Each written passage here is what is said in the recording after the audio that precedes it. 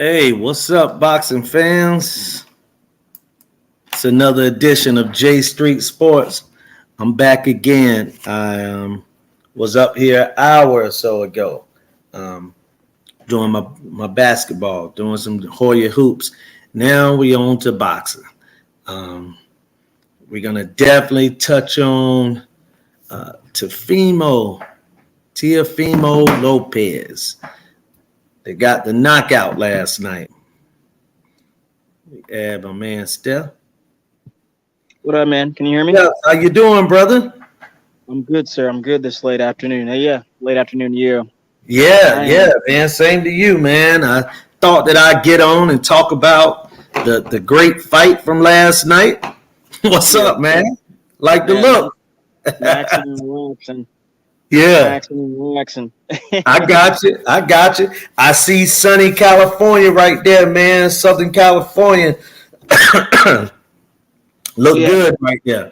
What's up, Slay? You know you can come on. I'm gonna open the door for you right now. If you want to come on, good sister, come on up and we could talk about your prediction. I'm talking to Slay right now. Slay, that prediction that you gave it last night in regards to T.O., that was spot on. As always, you real good on that. I'm going to take you to Vegas with me, and we're going to win some money. But yeah, go ahead, man. That was a pretty decent fight. That was a good matchmaking, and he got what he needed last night. You know, got people excited. Didn't look all that bad. You know, it's some things he got to clean up, but it was a good fight. It's a good comeback fight, and you know. Hey man, what else can you ask for? You know, I'm mixed. I'm mixed, sir. Just because, like on one hand, I'm satisfied, and it was a good showing for Teofimo. And then on the other half, I'm just like, you didn't fight anybody, you didn't do anything, and then I start picking at the flaws. Which is fair, you know, because, you know, I'm at a point now where like, well, I guess I'm extra hard on my my favorites. You know, I pick at their flaws because none of these guys are perfect. So we're talking about Teofimo, just, you know, I was really looking at his flaws, and then I also thought, since he's a former champion, a former unified champion, and you know, so that's two-time champion, really. Right. Get out of there, Aura. Get out of there. Dog, man. But he, you know, I want to see him fight the best, obviously. But right now, no, he's nowhere near the best. Nowhere near the just based off the flaws that I saw. But whatever, man. You know, whatever. I didn't like that. Like, I didn't like that he didn't jab. And I know we always put a major emphasis on the jab, but you know, you should. He's a good boxer, right? He's got good combination. Like, you can see that he's talented and that he can fight. So I want to see him like put together his combinations that way, rather than just fly out like Superman punch and just be throwing hands, you know, with power. And I feel like a lot of the guys do that because, you know, they're athletic enough and they see that they have that and then they can use that on their opponents. But fighting the best, you know, the best fighting the best. No, you're going to have to come in there with a game plan, A, B, and C, because you might get your ass whipped. You might get knocked out. You know, I'm going to tell you, Steph, what fooled a lot of people was the way that he beat Lomachenko.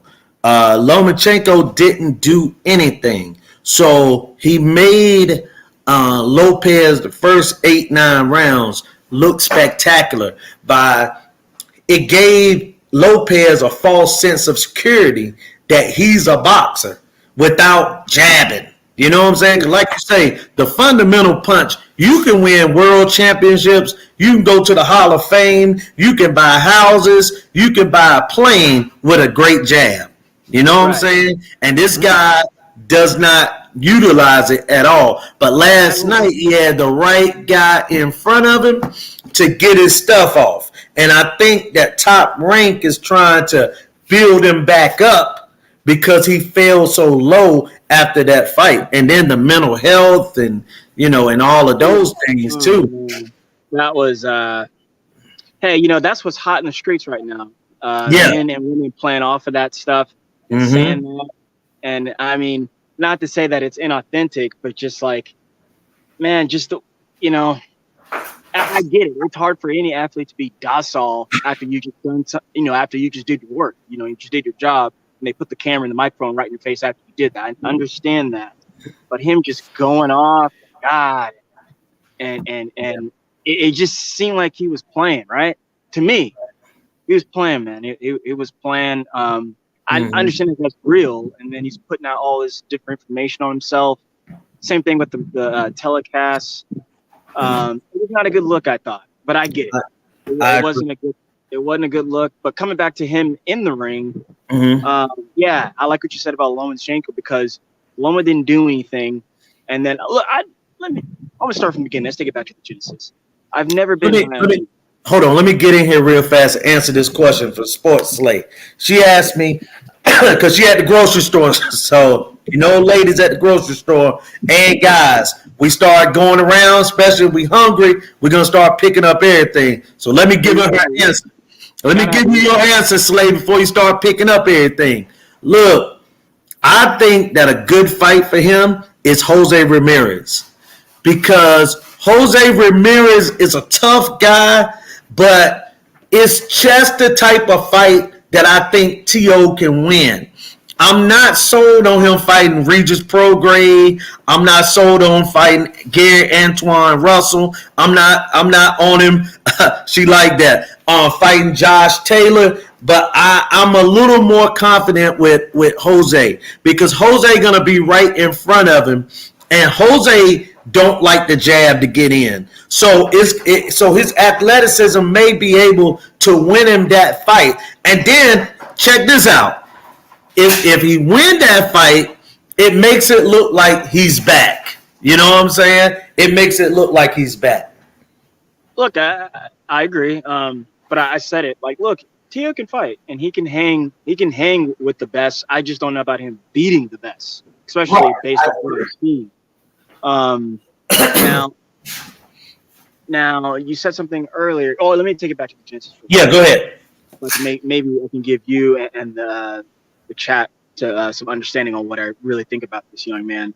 Okay. Look, I've never been too high on him. And when I say never been too high on him, like to the guys he's compared with, the Four Kings, guys like that, I always put him at the tail end, because all I always saw was just raw talent. Really, really raw talent, man. That's God gifted, and he can do some things, and he's got power. So, and then I looked at what he was doing as far as like how he's been moved. Straight Bob Arum product, man. He's been put up at the front of the list, and also, not beating. I don't want to say good talent, but just guys he can beat, man. Yeah, and it's kind of. More on that later, because it's kind of a shame. I get like not putting someone, their first couple fights with a killer, but man, you don't have to let these guys fight. You either have it or you don't, especially when you're propping up these guys. But that's later. Yeah, I agree, man. I agree, because the thing is that it's like Top Rank give guys ducks for like the first 10, 15 fights. And it actually is a mirage, because when we look it looked like water. It looked great, because I look at a guy last night, for example, Xander, okay, and he looked spectacular, but I see so many flaws. That's the best he's ever looked, though, Jay. That's the best he's gonna ever look. And also, now, this guy, I'm not saying that the same thing is going to happen to Xander, okay? I'm going to put that out there, this disclosure. But fighting-wise and fight style, he reminds me of Pritchard Colon, the fighter that got injured with PBC. They are, I'm telling you, man, I seen Pritchard Colon fight live. Matter of fact, the fight that he got injured, he didn't get injured because he got beat up so bad and was a bad fighter. He was catching a lot of punches to the back of the head. But let's put that aside. You could go watch Pritchard Colon. You go watch Xander, the same guy.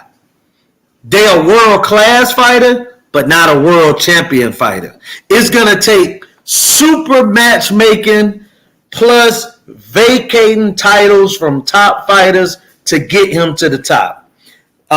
He's not on the level of even a Fundora. He's not on the level of any of the top 10 or 15 guys. You got to go 20 and 30. And I'm foreseeing his future because he don't have a future past 154 or 160. As a matter of fact, if I could cut one of his legs off, I think he'd be better suited for 140.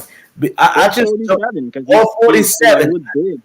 I just don't see the can't miss prospect that people saying. And Lord forbid, please, people, stop talking about Felix Trinidad and this kid. Let me tell you, I'm gonna say it one more time.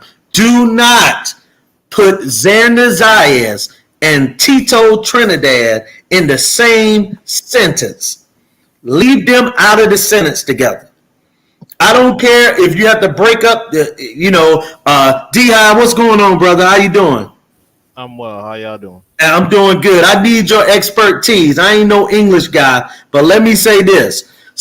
I want folks to stop putting Xander Zayas and Tito Trinidad in the same sentence. Stop your sentence. Oh, hell no. This guy is not a can't miss prospect. People saying that? There are people out there, man. They're talking big. They looking at this guy like we have just seen the Puerto Rican version of Jesus. And I'm telling folks, man, stop it. Hey, you know what I say, Julius? I'm like, okay, if it's so sweet, let him fight Charles Conwell. Hey, look, man. So Hey, I love bad news. We don't want bad. Look, because that's what's going to happen if Charles Conwell comes just like his name. That's bad news. That's bad news for Xander. It's bad news. And go ahead. Oh, I'm sorry. I was just going to say, whenever they say somebody is next up, that means that you should have no problem with that person fighting anybody in or around their division. I guarantee the moment we start pushing for Charles Conwell to get the fight, people gonna Google him, they're gonna watch his fights, and they're gonna say hell no. Okay, they're gonna say hell no. That's too much. He's how you doing, Jumbo? What's going on? How you doing? Ain't too much, brother. Let me fill you in where we at right now. We only been on a couple minutes. We answered a little question about Tio Lopez. We'll come back to him because y'all won't up here yet, you and D-Hive. And we were just talking about Xander Zayas last night, and I was saying that these people need to slow the brakes down. I see a kid as a borderline average fighter, but I don't want to go too far because guys told me, Julius, stop. He's 19 years old. He's a kid. He's a decent looking kid and this and that. But I just talking about the fights. Even though he's young, I don't see that high ceiling that a lot of other people see. All right, go ahead, D-High. Well, no, I was basically finished. I was just going to say whenever they decide to say somebody is next up or somebody is that guy, he looks good, all I was saying was they should have no issue with that person fighting any and everybody in or around their division. Xander Zayas is a big dude. He's big at 154. But like I said, the moment we start saying Charles Conwell should fight him, they're going to Google Charles Conwell. They're going to look at some of his fights, and then they're going to be like, oh, well, hell no. They're going to be like, no, he's too young. He needs to develop more. He doesn't have all of the skill set, blah, blah, blah, blah. So Absolutely. I'm like, okay, so is he next up or isn't he? That's a good question. Well, go ahead, Junebug. What were you going to say? Well, I feel like my statement is, in a way, that get exhausted from saying it because, you feel like you're beating a dead horse. But I got I'm gonna put it like this right here. Some prospects, he's just 19. He's just this and stuff like that. Give him a little bit more time. Then you got another type of prospect that when they boost him up or say, "Oh, he's ready" and stuff like that, they're Right. quick to throw him into that fire. So Mm-hmm. when he loses, see, he Mm-hmm. wasn't all that in a way. See, some type of There you go. prospects have the luxury of he's 19, he's young. Even when Xander gets, let's say 23, 24, he's still young, man. You think about Canelo Right. hadn't even done what he's done yet, man. He's still Right. young. But like say you can look at a guy like Devin. Devin's pistol filler. I just don't see it in Devin. And Devin ain't nothing but what 21, 22? Yeah. Yeah. Yeah. So you know, so Exactly. some prospects, but you know how it is, man, in boxing, which I think everybody on this panel has been looking at boxing for a while. I can at least say maybe 10 plus years. That's the most, man. You know what I'm saying? Even Julius, I can tell you longer than that. Julius, you go into the 90s and 80s. Right. We know how that goes, man. Done seen it so many times. They've seen it so many times, man. And to be honest with you, like I said, they don't want to give credit to the true prospects, man. Because when you give credit to the true prospects in boxing right now, well, first of all, like I tell you, boxing is at the age now where you don't have that many just really, really good fighters that, you know what I'm saying? But boxing is in that era now, man, to whereas if you give credit to who is actually good, the masses won't like that. You know what I'm saying? If you Right. if everybody did a true, whatever you want to call it, pound for pound list, or look at people achievements, fighters that really got ducked because they was good, it would be a really depressing list for a certain type of fan. Mm-hmm. So yeah, Yes. that's all I got to Yes, say. indeedy. Yes, indeedy. Go ahead, Steph. You What can we chime talking about? in on Xander if you want. Yeah, again, another guy. I'd never been really high on him, and I really am mirroring what Junebug was saying. You know, he like it's just you could use that excuse with him for so long. Oh, he's young, he's young, he's young. Well, cool, man. Eventually, at whatever how young you are, you're gonna have to get some smoke, some real smoke, Right. and go through the fire like the rest of us. Like Like the rest of us. Right. so like you were saying, Julius, we just need to pump the brakes. I've been saying this as long as I've met any and everybody on boxing social media. Like, hey, man, like there's just some guys where you're like, hey, let's slow down. This is Right. not the next coming What's of up, boom Jack? at ever. Oh, what's up, Jack? The mate is in. Hey, what's going on, fellas? Yeah. Hey, you sound real distinguished right now, Checkmate. You working on a deal or something in the background? What's up? Incognito. Checkmate. Checkmate still in Huh? church and trying to get on the I said the way you came in, you were like, hi, hey, how y'all doing, guys? I was like, you sound like a new guy. What's going on? You working on a deal or a contract or something? Yeah, at work? No, Checkmate at church and trying to be on the live at the same time. Oh, yeah, you're in the church service? No. Hey, Lord Day. What's going on with you, Check? I'm good, fellas. Hey, we're about to cook on Tio because me and Steph had really been the only ones talking before everyone else got on. Now that everybody is up here, I guess I'll go on and open the floor for that fight last night, and I'll just regurgitate what I said earlier real fast, and that is that the matchmakers put the right guy in front of Tio last night. It was the right guy. He got the perfect storm, which Top Rank do all the time. Let's be honest. They matchmakers know how to make you look. I mean, man, they need to be in a funeral home. Because they can make somebody look better when they dead than they is alive. Because they be putting dead opponents in front of guys. And by the time that fight starts, you think that they actually fighting a live body. So that's the way I saw it. I'm going to open it up for y'all guys. Checkmate, since you was on last. You just got up here. Go ahead and go first. You mean about the Tio. the matchup from last night? Yes. Oh, well, yeah, it was. Well, I first of all, I never heard of the guy he was fighting. Right. But hey, I mean, it's a lot of you guys I may not hear about, but once I see them, I'm like, okay, I'll check them out, whatever the case may be, and if I feel like they got some type of skills, like Isaac Cruz, You know what I'm saying? I didn't know much about Isaac Cruz, but I did pick before the Tank fight, like that this could be Tank's Castaño, that this could actually go the distance. And I said that based on my observation of him, even though I had, probably seen him fight maybe once or twice. This guy, like I said, it was basically to give Tio his confidence booster from coming off the loss, because Tio was actually getting touched a lot. Mhm. So did he look good? Yeah, well, he looked good in spots. Of course, that last round, he looked good. He showed his athleticism. One thing Tio has, he has natural talent. He just hasn't put it all together yet. And I believe again, mentally, I think he's gonna be stagnated. I don't ever see him reaching his full potential because he's already think he's made it. And once you get to that point, where you think you made it, your growth is going to be stunted. His one win off of Loma, to me, actually has done more harm to his overall career than good, because he talks like he made it and everything. So last night, it wasn't really he did what he was supposed to do. Like you said, it was great matchmaking.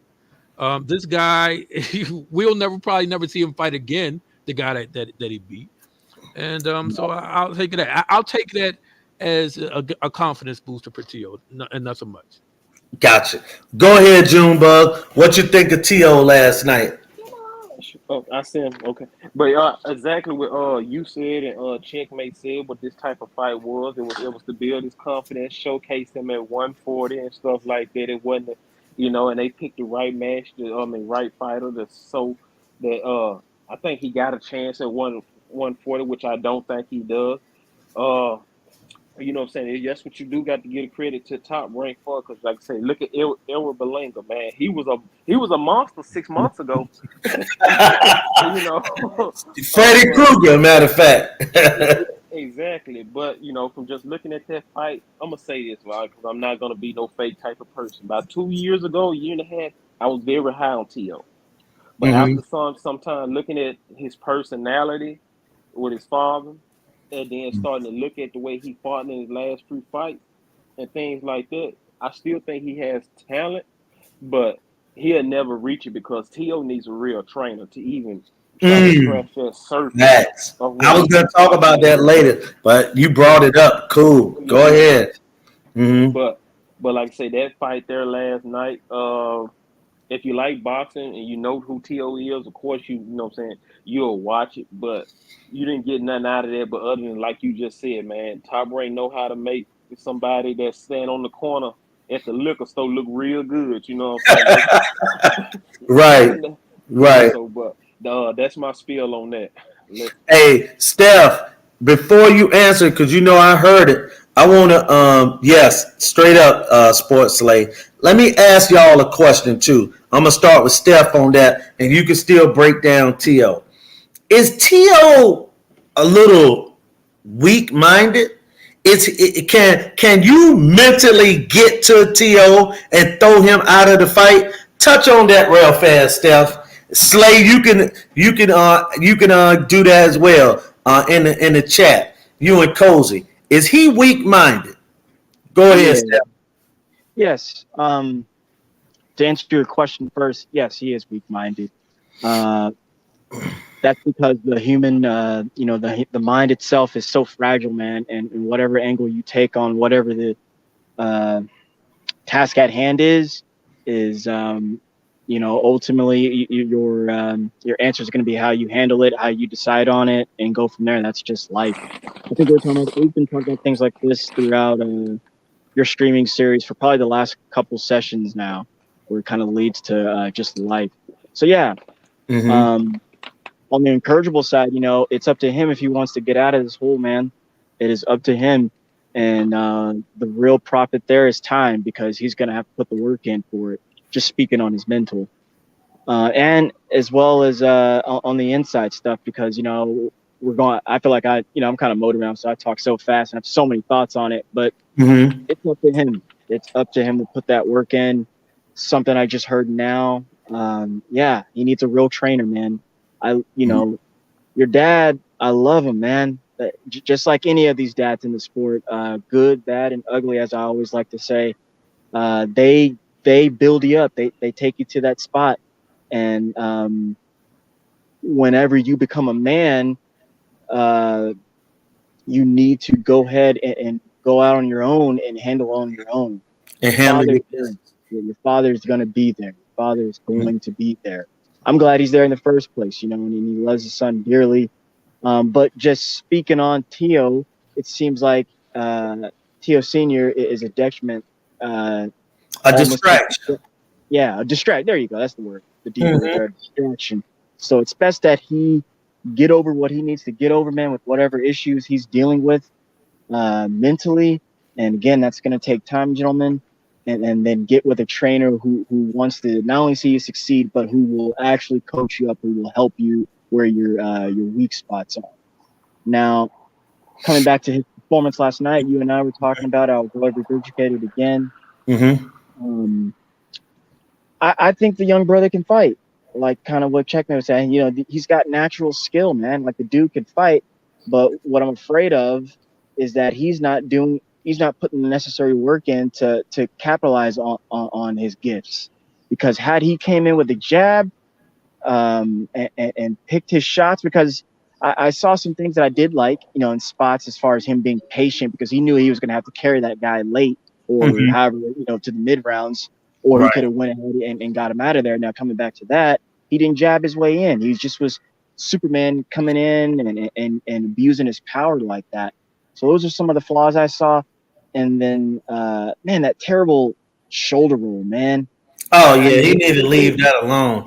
First of all, who taught him that? That's something that he picked up because. Let me tell you this real fast. I seen an amateur fight of Tio when he was 15, 16. He wasn't shoulder rolling. So here's my thing. If you didn't pick up shoulder rolling when you were 3 years old, 6 years old, or when you started boxing, you better leave it alone. Because he's going to get knocked out by a right hand. Yeah. Or any hand at that. Or any hand. But only the right hand. He's going to lean right into the shot. Yeah. He did that a lot last night. Just Campa sucks. That's all. I mean, Campa is a nobody, man. I mean, literally a nobody. I went there and did my research during and after the fight. Dude is nobody, man. He hadn't even fought nobody, man. He fighting 0-5 and 3-30 dudes, 13 and 30 dudes. No, I'm good. But again, that's credit to ESPN for putting him in that spot, and he's a Bob Arum product. He's great match. Like that. Something else I want to touch on real fast before we move on to the next. Kind of coming back to the Loma fight. Yeah, man. For me, when I saw that, I'm gonna say this is controversial. It was a draw, man. It was a draw. As far as how you're supposed to score a boxing match, this is something I am so big on in the year of 2022. That is a strong suit for me and area in boxing, and how I've been judging these guys and making my mythical list. There is effective punching, effective aggression, defense, and your IQ, your ring generalship. That's how I've been rating my up to date. What have you done for me lately? Current status. And every time they would exchange, Loma had the better punches, the better everything, the better movement, everything. He just kept him honest for 6-7 rounds, just jabbing and throwing his power and missing air. He hit him maybe 5 or 6 times. You know, some good body work there that he was rewarded for. But yeah, you were up on the cards by Virtuoso, man. And I think he really took that to head. And we see how it's not helping now. It's not helping him now. It's not helping a lot. And he's not the only one. There's so many guys who have gone undisputed and not getting their due respect because it's used as a marketing tool now. And this is where I said on previous streams where, like, dude, the belts, as much as I love them, they make it so hard to see who's actually the best. Like, it's so hard to know who's the best because they got so many of them, and so many of them are corrupted, and the good guys are in bed with the bad guys, as I like to say, and it is a fiasco. So I'm glad I'm on streams and I found guys like you with not only similar thinking, but we can actually really talk this stuff out because everyone's got a different angle on it, rather than I'm right, you're wrong, and I'm yelling and defending. I'm actually coming into the conversation defending, like, and it's just so. That's what I thought. That's what I thought. All right, go ahead, D-Hive. My thoughts on Tiafimo versus Kamba. I mean, everyone pretty much said it. It was what it was supposed to be. I just found it funny how everyone was talking about Liam Perro, another dude we also haven't heard of. But the issue was he was an undefeated Australian dude with more knockouts than Kambosos. So this team was like, "Oh shit, let's not do that." Right. And yeah, and about the whack ass Philly shell that he does. That's why I thought it was great when he was calling out the winner of Prograis versus Zepeda, because I personally I'm picking Regis to win that just based on hopes, because Regis been talking a lot and I really need him to smoke Zepeda. I'm gonna have some. I got a comment when you finish on that. Go ahead. Yeah, but I was looking at Tio leaning over to the right from the orthodox position in the Philly shell, not holding the phone up. I'm like, man, Regis gonna slap. I was like, Regis gonna slap the shit out of you from the southpaw position. Zepeda will too. Zepeda hit him with the right hand too. With the 1-2. So I'm looking. I'm talking about these names, and I'm like, you know damn well you're not gonna do any of that at any point. Especially now that they realize that if you come in and, like you all said, if he's in an emotional fragile state, you're not going to perform. They're gonna have to match you like Gabe Flores Jr. from this point, because remember him. They're talking about quick. Oh yeah, go ahead. Real quick, sir. I just want to add in there and let you cook there. They put him in a tough position because he's already been a champion, and then he beat another champion to unify / even get the ring belt. So. Or I don't know if that's right. Forgive me if don't quote me on that last one. But now, he can fight for, the titles. We're just in that type of time. But go ahead, young sir. Go ahead. Oh yeah, that's yeah. But yeah. So now they're gonna have to, because they were talking big shit about Gabe, like dudes like Gabe Flores Jr. and then like people like Mark Castro. They're giving these dudes all these promotions, talking about they next up they could challenge Shakur and Devin Haney, and then 2 fights later, they look absolutely awful, just like Jose Vargas. So I don't think any of those fights are going to happen. I mean, I hope they do. Another fragile guy, another crybaby. Hey, look, man, I'm gonna get on this right here about Regis Prograis. Can someone go ahead and knock him out for me?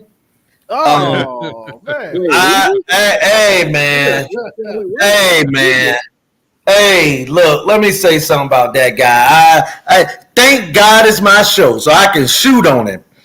Man, let me say this, man. Regis Prograis I fell out with him when he talked about black people in a way like he was something else. See, I'm real high on that. Character, man. You know what I'm saying? These guys show terrible character because they be low rating people to lift themselves up. And let me say something about him and even his fighting. I think he can fight, but who has he beat? I think he beat Josh Taylor. You're always quick to put him in a position where, Regis will get this one and Regis will get this guy. Who has Regis beat? I had him beating Josh Taylor by a round. Other than that, and we seen Josh Taylor in that next fight against Jack Cottrell, or 2 fights later. Right. What has Regis Prograis done except when PBC asked him to take a couple fights at 147, he went off on Al Heyman? Somebody tell me. I'm going to wait. I'm going to let whoever want to talk. What has he done besides went off on Al Heyman because they wanted him to move up? Another guy that missed weight a couple times. Now he knocked out a relic.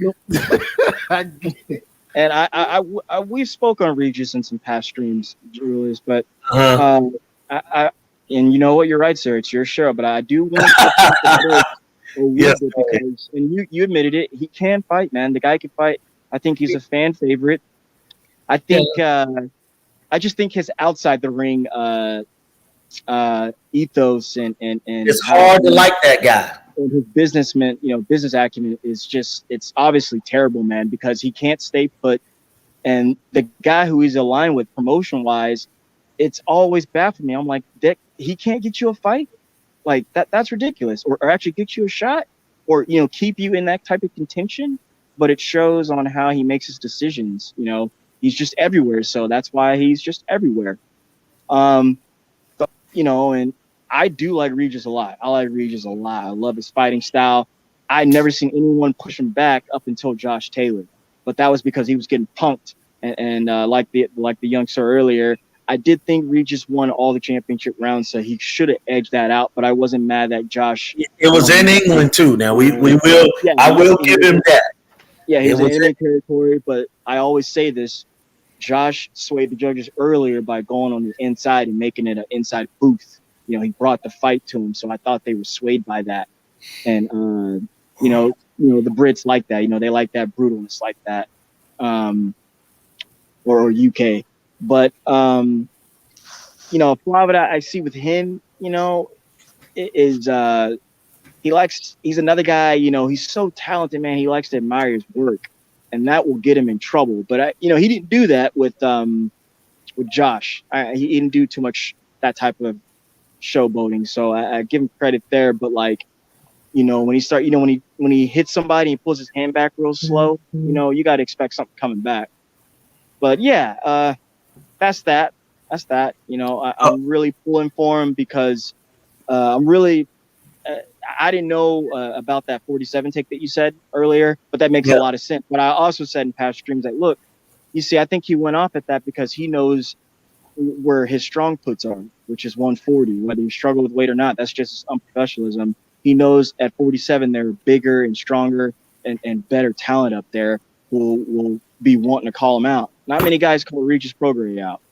Not many guys do. Yeah, because I really, truly want to see. But up there they will, though. Up there they will. Yes, sir, they will. If he's up there. So he's always stayed clear of that type of energy. But I wish, when I say I wish, I'm hoping he just is able to get back with Al and company and sit down, man. Stay put. Don't move. Right. Because this time, he should have already had a shot. And probably they, as hard as they moved Antoine, because I thought they were trying to get him beat, with the caliber he's faced his last 3 fights. Right. I thought they were trying to get him beat. They probably would have matched him with Regis. And, there's been plenty of time, and he definitely would have had, he would have, had he stayed put the last time he was there, we'd be really, you'd be irritated about how we'd be talking about Regis right now. Hey, let me add this real fast. I'm gonna let y'all can even talk on this. Cozy said that when they asked Tio in that interview last night, and I remember this question about his child mother and the child, he couldn't even get through the question. He needs to get help. He don't need to be in the ring. He gonna get hurt. Well, Top Rank is going to prevent that from happening because they're not going to put him in with any live bodies. But you are exactly right. He was getting choked up just talking about it. So remember last week I told y'all a little comment. Hey, I'm almost certain the next fighter that bring up his wife and kids will probably knock him out the next night in a fight. But y'all go ahead. Listen, I think when I look at I think Steph said, a couple of you guys feel like he's mentally weak. Any man who goes through type of child care situation, or divorce or whatever, I mean, that's just a whole nother level. That's just, you know what I mean. So that'll take any man out for a moment, especially when you in the midst of it. So, but I would say it like this. I see him not really as mentally weak. I see him as delusional, which is worse because he see himself on a level nobody else does. He keeps saying that he's taken over. He took over. You beat Lil Loma. I picked him to beat Loma. Okay, I think Steph was saying he did it a draw, whatever the case may be, but Loma only landed 25 punches the first 6 rounds. The same 25 punches they crucified Tank for. Loma only landed 25 punches the first 6 rounds. Now on the back end, That's Loma fine. did win the back end. I would say I gave him like 4 rounds on the back end, and true. Every time they mixed it up, as far as mixed it up, I gave Loma the the advantage um, of their mix ups every time they mixed it up. But I still gave the fight to Tio by round. But with that said, like I Quickness real said, quick. huh? If that's Josh Taylor knocks him clean out if Well, they exchange. well, Clean out, listen. man. A lot of people's going to knock him clean out. You know why? First of all, I noticed something. He does not fight well going backwards at all, and he actually stayed on the back foot a lot Well, that's last why he was night. holding, right? Because he was. I thought, I took that as he just practicing, and really the guy, like I said, he's garbage. He sucks. So he was really just trying to fit, get He comfortable. was Whenever he, was being Tio and throwing his hands. Oh yeah, I was like, oh yeah, got it. He got it. But he was, like you said, he can't fight on the back, which I equate that to his inside fighting. That's why I've never been high on him. Like, dude, if you can't get on the inside, man, with that much power, you just that's a coaching well, high skill type of thing. What you well. think, See, Junebug, about let me lead you into an answer here or a question. Lead a let question. me. I was Oh, gonna my say, fault, Checkmate. You were saying yeah, something? Go ahead, Check. Sorry. I had less Steph come in. But my Okay, go point ahead. was, like he didn't fight well on the back foot. This guy, none of us has ever seen, was landing clean shots that were clearly affecting him. Mm-hmm. So they didn't mix it up a Yes, lot. sir. When the guy was throwing, Tio wasn't throwing back. He would catch and then he would shoot later afterwards, or retreat. And so that's why a lot of people was posting, oh, he's food for top 140s, because that is true. Remember, he's used to being the bigger guy at 135. He used to being bigger than everybody. That is no longer the case. Remember when he got, when he had that horrible fight with Nakatani? Oh, I'm Yeah. glad I don't have to fight guys like that. You know what I mean? He was too big. I'm going to fight guys my size no more. He was just too tall. He was giving excuse for that horrible fight. And like I said, going forward, if he fights backwards like that, he will not survive. Like I said, I think he has excellent natural talent, but he's still so undeveloped with that talent. So we don't know, because he's naturally gifted, athletic, he's quick.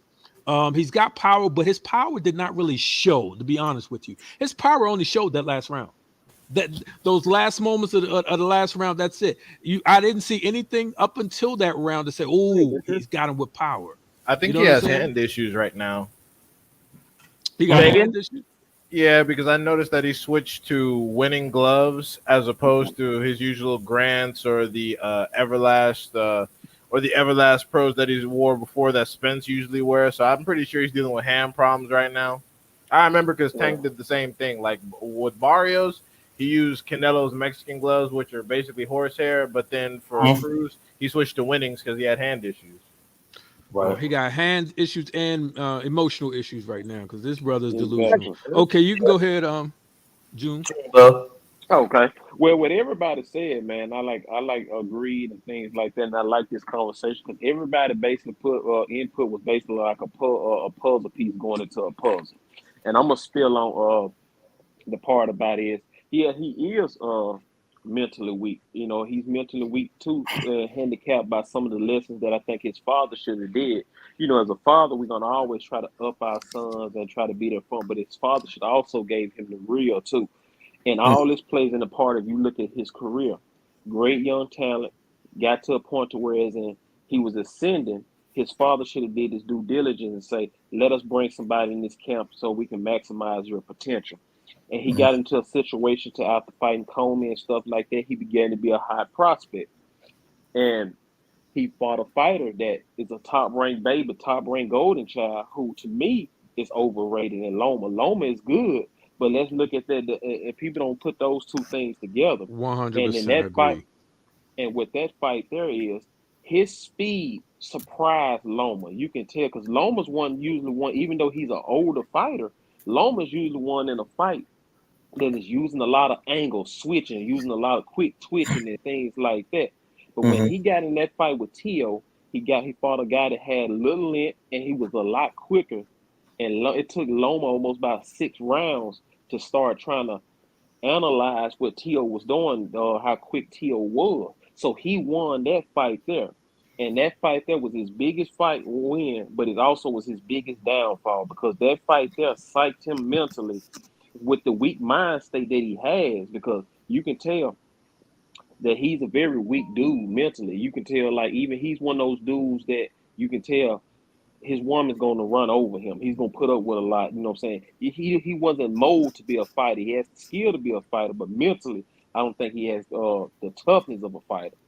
And so that fight with Loma actually kind of tricked him to make him think, okay, he was there. You should be top 5 pound for pound, 3. Mm-hmm. And you got to look at it. We questioned Loma, actually.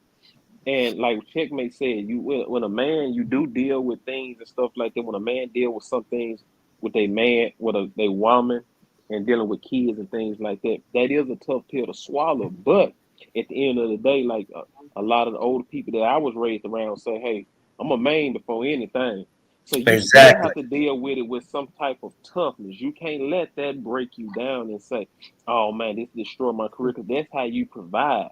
You know what I'm saying? You know how many men out here that's lost and would be lost if they let that baby mama situation tear them down and destroy their careers. So you have to continue to build through that. It's just that boy is mentally weak.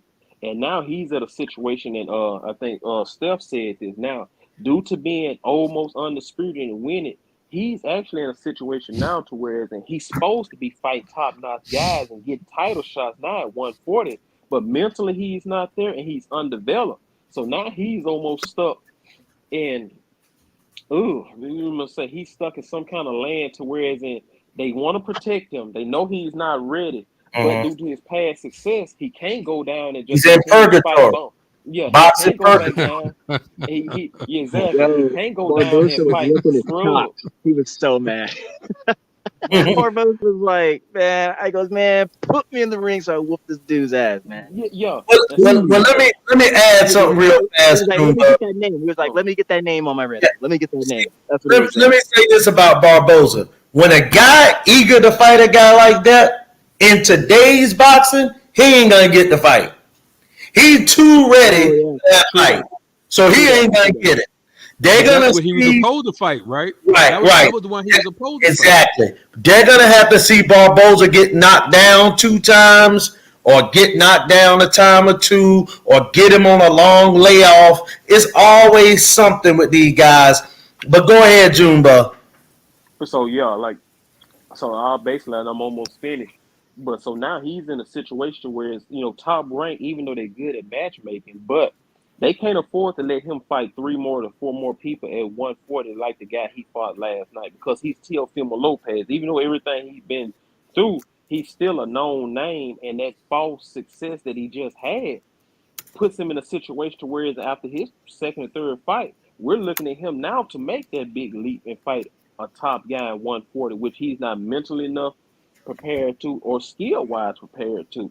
So he's either gonna have to find he's either gonna have to pick up his nuts and get a good trainer and just really get back focused, or like I say, he's gonna end up fading into the background in another 3 years, man, because there's he's in the middle, but he can't be in the middle for long because of what he's already done. So that's my spiel on that. D-Hive, let me ask you this question. Nice. D-Hive, let me ask you this question, brother. So, if T.O. is in purgatory, which I agree that he is, because sometimes if a guy win a belt before they develop, you can't go giving them, mid-level fighters for championship fights. Let me ask you this. Do you think it's time for T.O. to get a new trainer? And if so, I'll let everyone answer. Who would they like to see train T.O.? Yeah, no, it's been time. You can tell. I mean, don't get me wrong. I appreciate the connection and the care that Teofimo Sr. has for his son. But you can tell this is just something that they didn't really expect to happen. But it just so happened that Teofimo Jr. was talented in the ring. They both were just trying something out to see what they had, and Teofimo Sr. was developing Junior not necessarily because Junior spent his whole life wanting to be a boxer, but because Teofimo Sr. thought he had, he thought he had a gem on his hands, and it turns out he was right. It's kind of like those parents who try to turn their kids into Disney kids and then wonder why the kids come out fucked up. It's kind of that situation. And what's worse about Teofimo Sr. is that I feel like he could do a better job if he didn't lie to Teofimo Jr. during fights so often. Like in the Kambosos joint, when he was clearly getting the heaters put on him, as opposed to trying to comfort him, tell him, look, son, you're getting your ass whooped. You need to make some adjustments before we go home without all the straps here. So, yeah, with that in mind, Knock him out. Knock him out. Yeah, he wasn't telling him anything important. He made him seem like he was up. He made him seem like he was still in control. Like, look, Kambosos is embarrassing you. He's embarrassing us. We need to make some moves out here before we go out like bitches. Like, that's what he should have been telling him. As far as who should train him, I mean, shit, they're based out of Las Vegas. I mean, maybe you could try to go to the. I don't know how he would do under the system, but maybe you could try to go to the Mayweather gym. Plenty of trainers in there. Yeah, shit. What's in his contract, Cozy? I'm sorry, D-Hive. I'm just trying to get Cozy to put what's in his contract. I must be the pay-per-view. What's going on, Ronnie? Go ahead, D-Hive. Sorry about that. No, but yeah, I mean, there's other people out there. I mean, he's not a decent enough. He's not a natural pressure fighter, so Nacho Beristain is out. I mean, Manny Robles might be good. He's been making some moves lately. But yeah, there are a variety of options around there. But yeah, and also y'all saw how Teofimo Sr. was all in the camera, twerking and shit.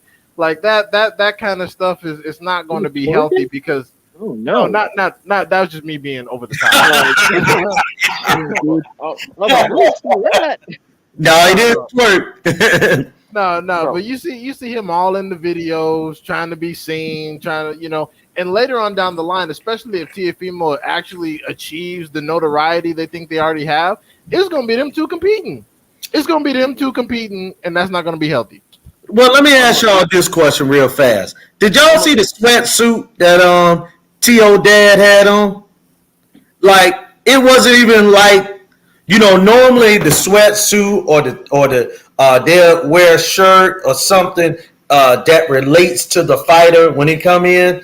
I mean, he went straight Joe Goosen last night, man. You know what I'm saying? He was in a sweatsuit to his own. You know what I'm saying? Gold. And then when the guy won, he jumped in and was like, yeah, in the camera, and you couldn't even see T.O. Go ahead. Let me feel on that. Let me feel on that. You're right. That sweatsuit basically showed you what his personality is. Right. And what we're talking about right now, almost in a way, a clown, almost kind of like a WWE character. But right. Go back to your question. I think from what I've heard about T.O., his mentality, and let's be honest, there's been some things about T.O. actually that Lopez family not actually liking blacks like that. So I think he's almost to the point it's going to be a fair answer. But I think the only place that he can go to, either he's going to have to go to a no-name, a guy that we just really don't know, or Eddie. I think that's where he's at now. Eddie Reynoso? Yeah, because other than that, like I say, but here's the thing, though. Like I say, Mayweather, like D-Hive said, the Mayweather gym would be good for him. But first of all, the Mayweathers are black, and would Mayweather's work with him being on the top rank. So that's something that I think and will look at.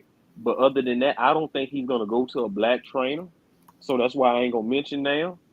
And I don't think that his confidence and his father's ego is not gonna let him go to somebody that's good, but name is not up here yet, because he's gonna feel like, oh man, you'd have left me for a guy that don't have any kind of name on his bit, even though that guy's gonna be a better trainer. So now you gotta look at those options. Where did that put you at? What trainer would you go to? What you think, Chet? And then Steph gonna finish it. Teofimo Sr. crazy. He the type to try to shoot Teofimo if you try to fire. Yeah, Marvin. Yeah, that's exactly. He might. Marvin. Good point. That's what I'm saying. Exactly. He sorry, Or crazy. expose him himself. They've talked about Tio has talked about it in the past how his father was very, very, very hard on him. So there's some mommy dearest emotional abuse thing going on there, and you can Mommy tell, dearest. Mhm. yeah, his father had a heavy hand over him, and so with that, and his father is very delusional, and I just think he picked up those traits as well. As several of us on this panel have mentioned. He won that title. He beat Loma too early. It stunted his growth. Like I said, I can't take nothing away from the man's natural talent. It is there. You can see it. It's just not together yet. You know what I mean? It's like trying to put the pieces of the puzzle. You got all the pieces there, but are you going to be able to put it together to maximize your potential? I say he won't ever maximize his potential because he's already think he made it. And so he's giving these Confucius quotes, these motivational, these motivational quotes, like, you know what I mean? Like he's the Dalai Lama now. He's the all spiritual guiding. I can help you do this and do. I didn't listen. So, going forward, they definitely need someone that's going to be able to settle him down and make him focus and listen, because whatever his father is feeding him, he's believing it, and it's going to be a detriment to his career, because Gary Antoine Russell, he won't survive that. That's a KO waiting to happen. I want that. But see, listen, this I have this. I'm not gonna say love-hate thing with T.O. because I feel bad for him, to be honest with you.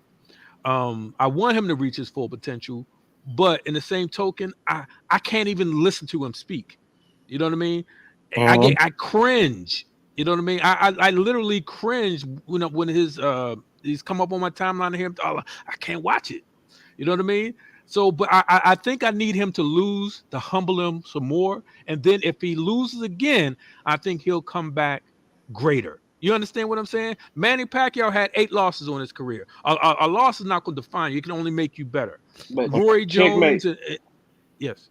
I'm sorry, I didn't mean to cut you off, but like I said, I was agreeing with you, but Manny Pacquiao mental was different. I can almost guarantee everybody 100%. I'm willing to put $100 to each one of y'all on this panel. If T.O. loses again in the next year, T.O. is going to end up being forced to retire. And mentally, he can't take another loss. Mentally, he can't take another loss. Well, I definitely won't compare him to Manny mentally. Manny, again, he's one of my top 10. He's in my top 10 favorite fighters of all time. He's greatness personified.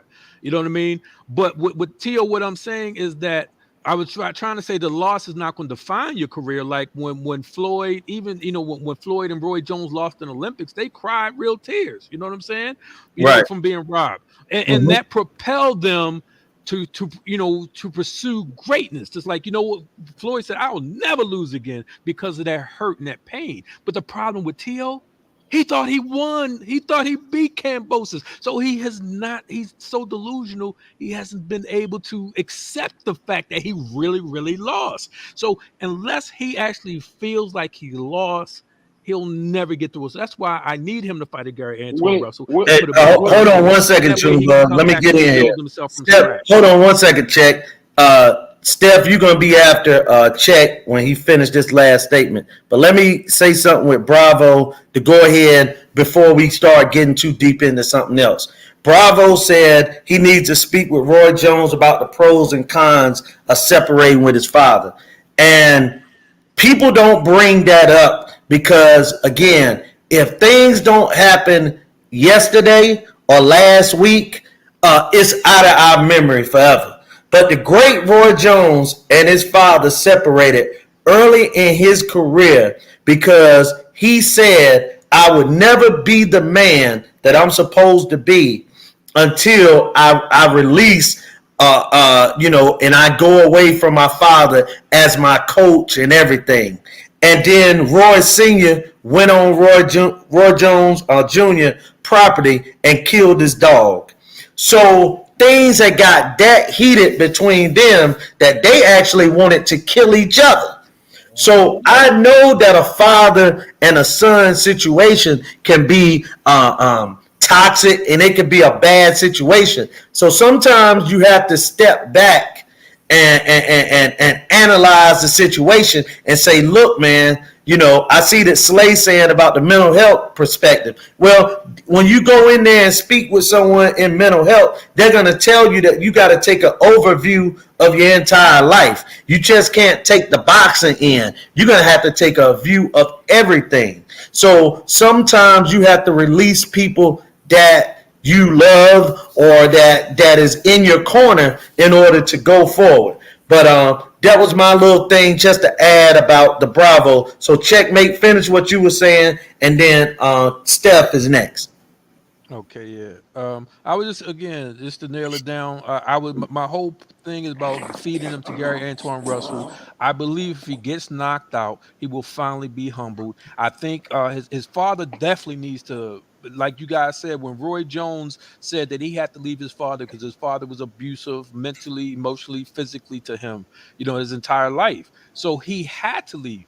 And T.O. has gone through a lot of the similar things. T.O. has cried in interviews talking about the hardships he had to go through dealing with his dad growing up. You know what I mean? So that will get him out. But like I said, I think him losing and getting knocked out by Gary Antoine Russell, someone of that caliber, I think it will help him build himself up from scratch. Because this right now, he's not operating on a level deck. If you understand what I'm saying. He's operating from a delusion of grandeur right now, and he really needs to lose just so he can build himself back up. And like I said, maybe a Roy Jones or somebody else who's been through that can help him. Because, so that's my point.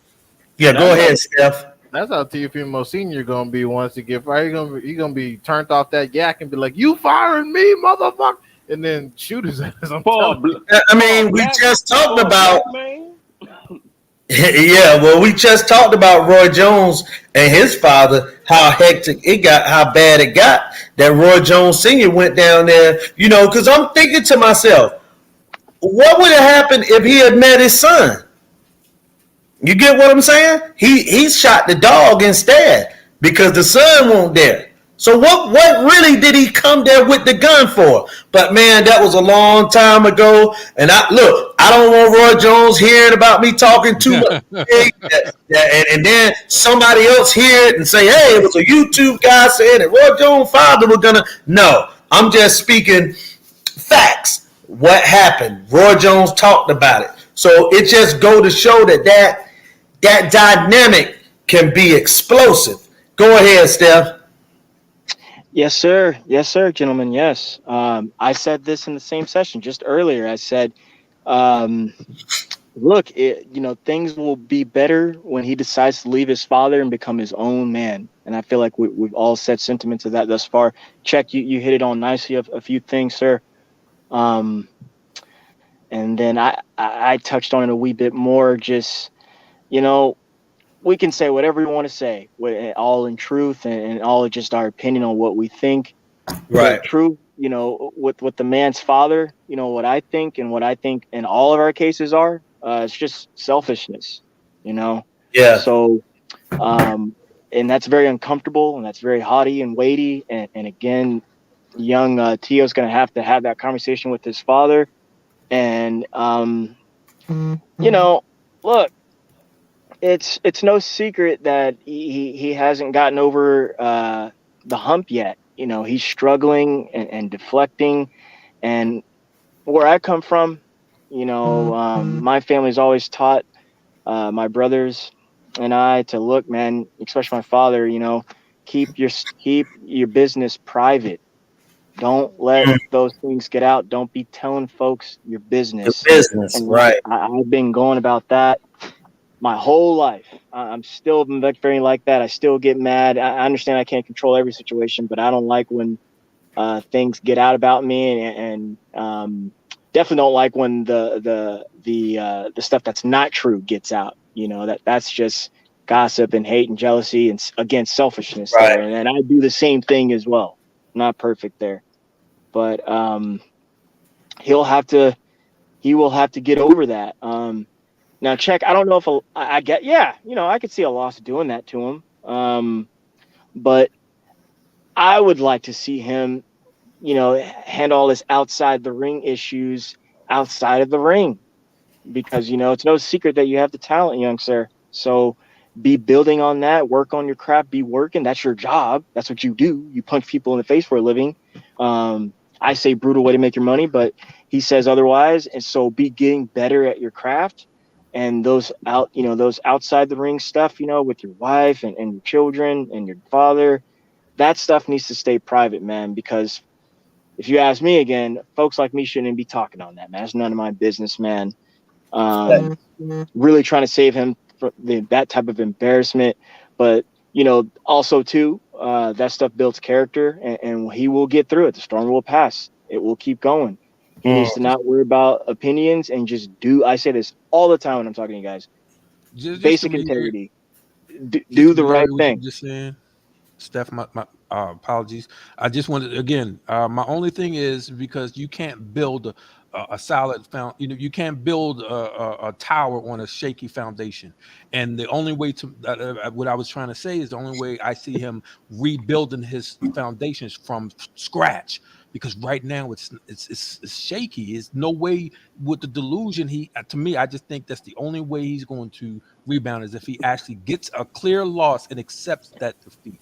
And that's the only way he's going to, change his way. I'm sorry. Go ahead, Steph. Yeah, no, I agree. I guess I'm just wording it differently, sir.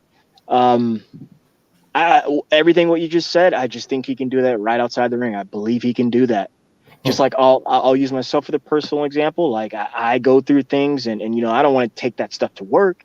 I gotta stay concentrated and not only bring home the bacon, but I'm at a point in my career where I need to be also getting better every day. So that takes concentration. So, my at-home issues and personal issues needs to stay out of that. Why? So I can concentrate better, just simply put. So back to him, I think he can do that and should do that outside the ring. And when folks, because they are going to ask when it does arise, just be like, look, that's none of your business, and I'm working on it. I'm doing that. That's what I'm, especially as a young man. And so, and then all the stuff that's already been portrayed and been out, every time he's asked about it, I would continue to stay the same. That's how you build a strong foundation, keeping the same story. Hey, man, yeah, I'm fucked up. I need to handle this, and I'm doing that. That's what I'm doing. I'm helping myself, rather than deflecting and just saying all sorts of. I mean, he said so much stuff. Yeah, here we are on the panel saying, dude, you're off your rocker, especially you, Chet, because you like him. I can tell in your voice and how you're describing him. You want to be successful, and he can't be until he obviously admits the truth and where he's wrong. And that's when all it'll start. I despise his personality. I do not like him as a person. Well, let me not as a boxer, but real fast. Like now onto his trainer. That's tough, man. And I say tough because I can't think of anybody right now, but definitely someone black. I'm really high on that right now. Maybe because I've been picking at Virgil Ortiz lately. Like I want him to be training with Errol, and that's just the Texas in me. But back to him, I don't know, man.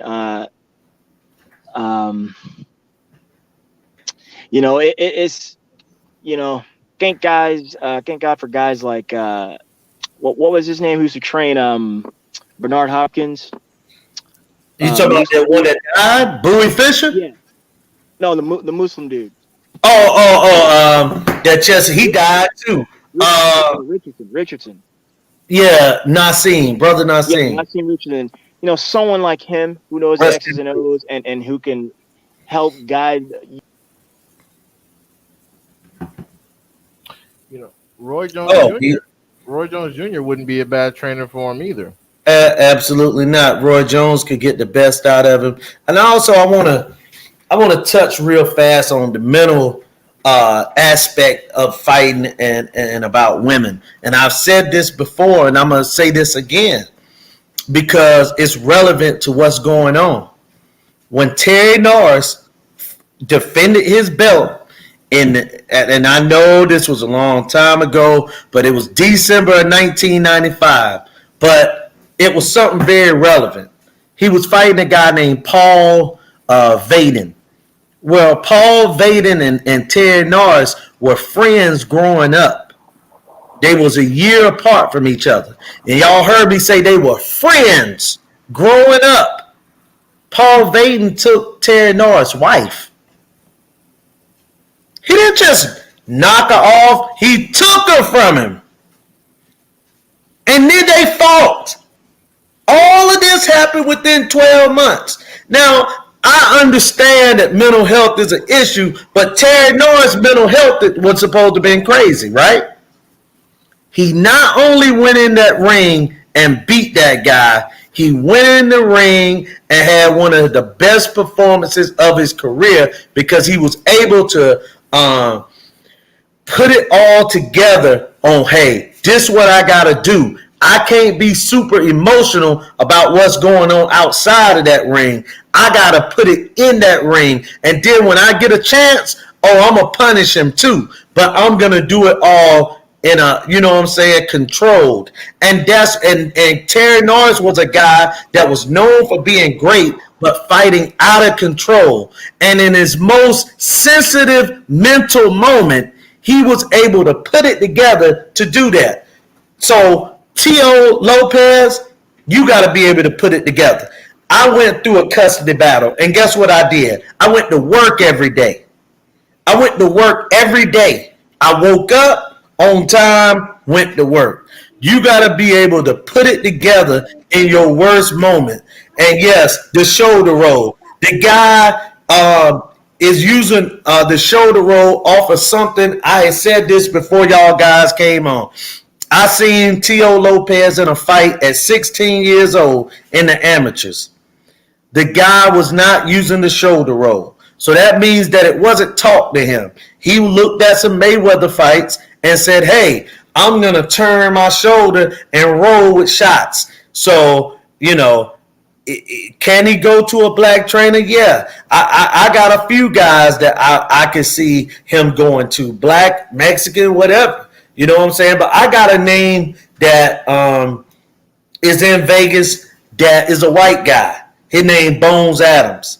I think that Bones Adams could help him real well. Bones Adams is a former 122-pound champion, but he can train, man.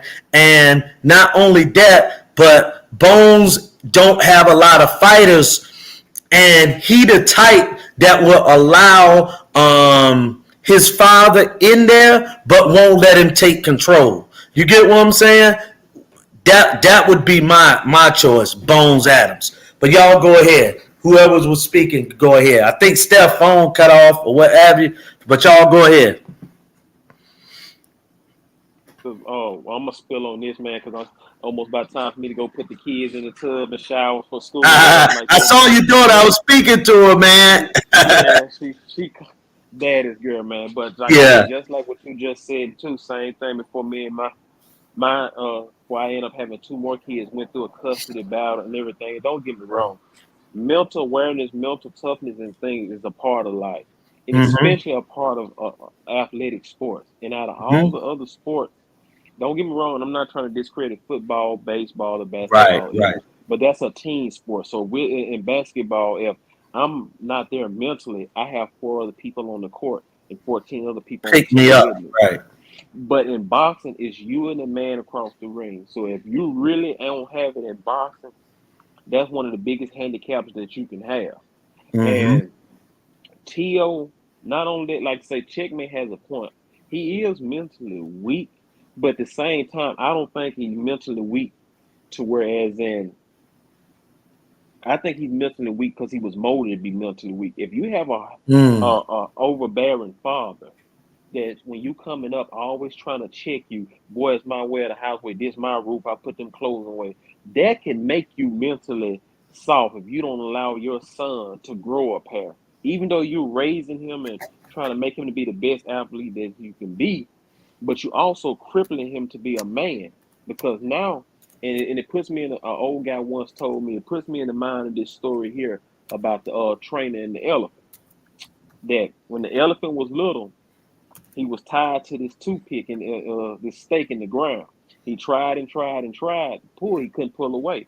So when he got big, all he had to do was just walk, and that picker came out the ground. But he never did because in his mind, he was already when little, it was forced on him. I'd never be able to move this kick out this ground. Right. When he could do it, he never did it. And that's a part of T.O. that I honestly believe that he'll have to overcome it. From what I have seen now, he'll shock me if he overcome it, because Mm. his mentalness and his father ego, I think, would not allow him to do it. Like I said, Checkmate said that he feel like he needs to be truly knocked out.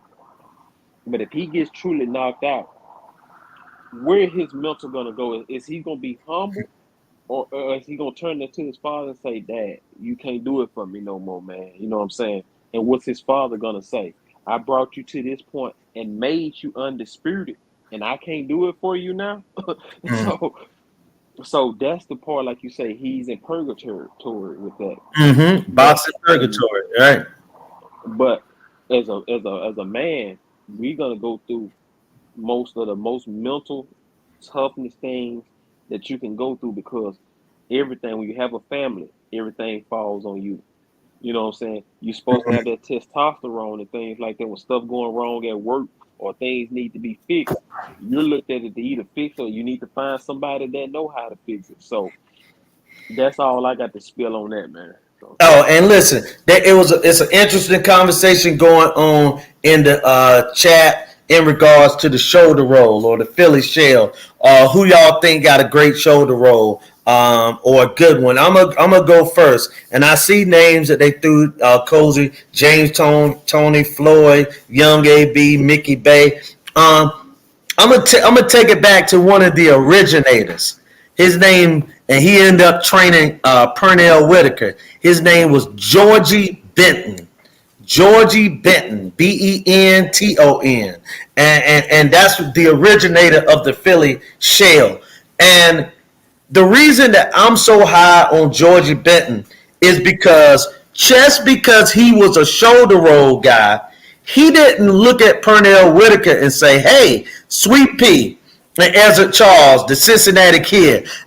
He didn't say, "Hey, Pernell, we're gonna make you a shoulder roll guy." No, that's what type of trainer that T.O. would need, is someone that can teach the fundamentals of boxing. You don't have to roll in order to do that. That again, that shoulder roll he picked up after the amateurs that he didn't get trained with. So that's very dangerous as well. You know what I'm saying? As far as getting himself, like I say, knocked out, because he leaned right into right hands. I see him, he dipped right into it. All they got to do is throw the right hand straight. It's going to land all night. But go ahead, Jumba. like I say, yeah, like I say, everybody's gonna mention Floyd, because Floyd kind of like, Floyd puts me in the mind of Michael Jackson with the moonwalk. He wasn't the first person to do it, but he was the No. first person to make it extend. You know what I'm Yes, saying? yes. Some folks are gonna do that. And like I say, for a bigger guy and stuff like that, I actually did. Like, I saw somebody mention James Tony, who Oh, yeah. somebody new age that hadn't did it. I would say this now, don't get me wrong, I know we talked about him, but who actually did it okay, to me personally, Caleb Plant did it pretty good in the Canelo fight. I mean, of course, everybody's gonna say, "Oh my God," and stuff like that, but he's about one of the best people that's boxing that I've seen over the last year or two. Mm-hmm. That did it in an effective way, in a decent way, like you said. T.O. did it last night, and you can just basically see he was leaving himself open. If there's anybody else that can fight, they just not picking T.O. up, but he just now waking up. And so, but that's my spiel on that, and I let somebody else go. Yeah, go ahead, Check or D Hive. Don't matter, either one. All right, come on, Was the question? I'm out, fella. I'll see y'all next time. All right, All right, okay, Jumbo. Take care, brother. Appreciate you coming on. Oh, no problem. Was the question current fighters that have a quality shoulder roll? It could be current or because in the chat they using guys that aren't boxing anymore too. So it doesn't matter. I mean, all things considered, it is kind of a lot like the left hook. It is like the standard textbook left hook. It is kind of a lost art. And like the rear uppercut, things like that. It is kind of a lost art. But in a few pockets, I've seen what's his name? The guy, one of the dudes who had a pretty decent fight with Jose Ramirez. What's his name? Amir Imam. Oh yeah, Amir Imam out of Buffalo. Right. Yeah, I've seen him. He was doing a pretty decent shoulder roll in there, defensively speaking, even though he was getting tagged up. Right. But as far and everyone else has already been named. A lot of people, they don't hold the phone up.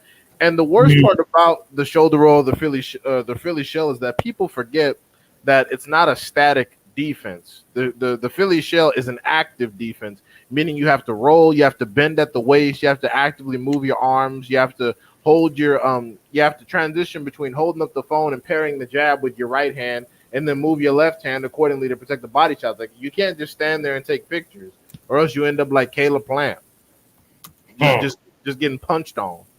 So but they're all in the chat.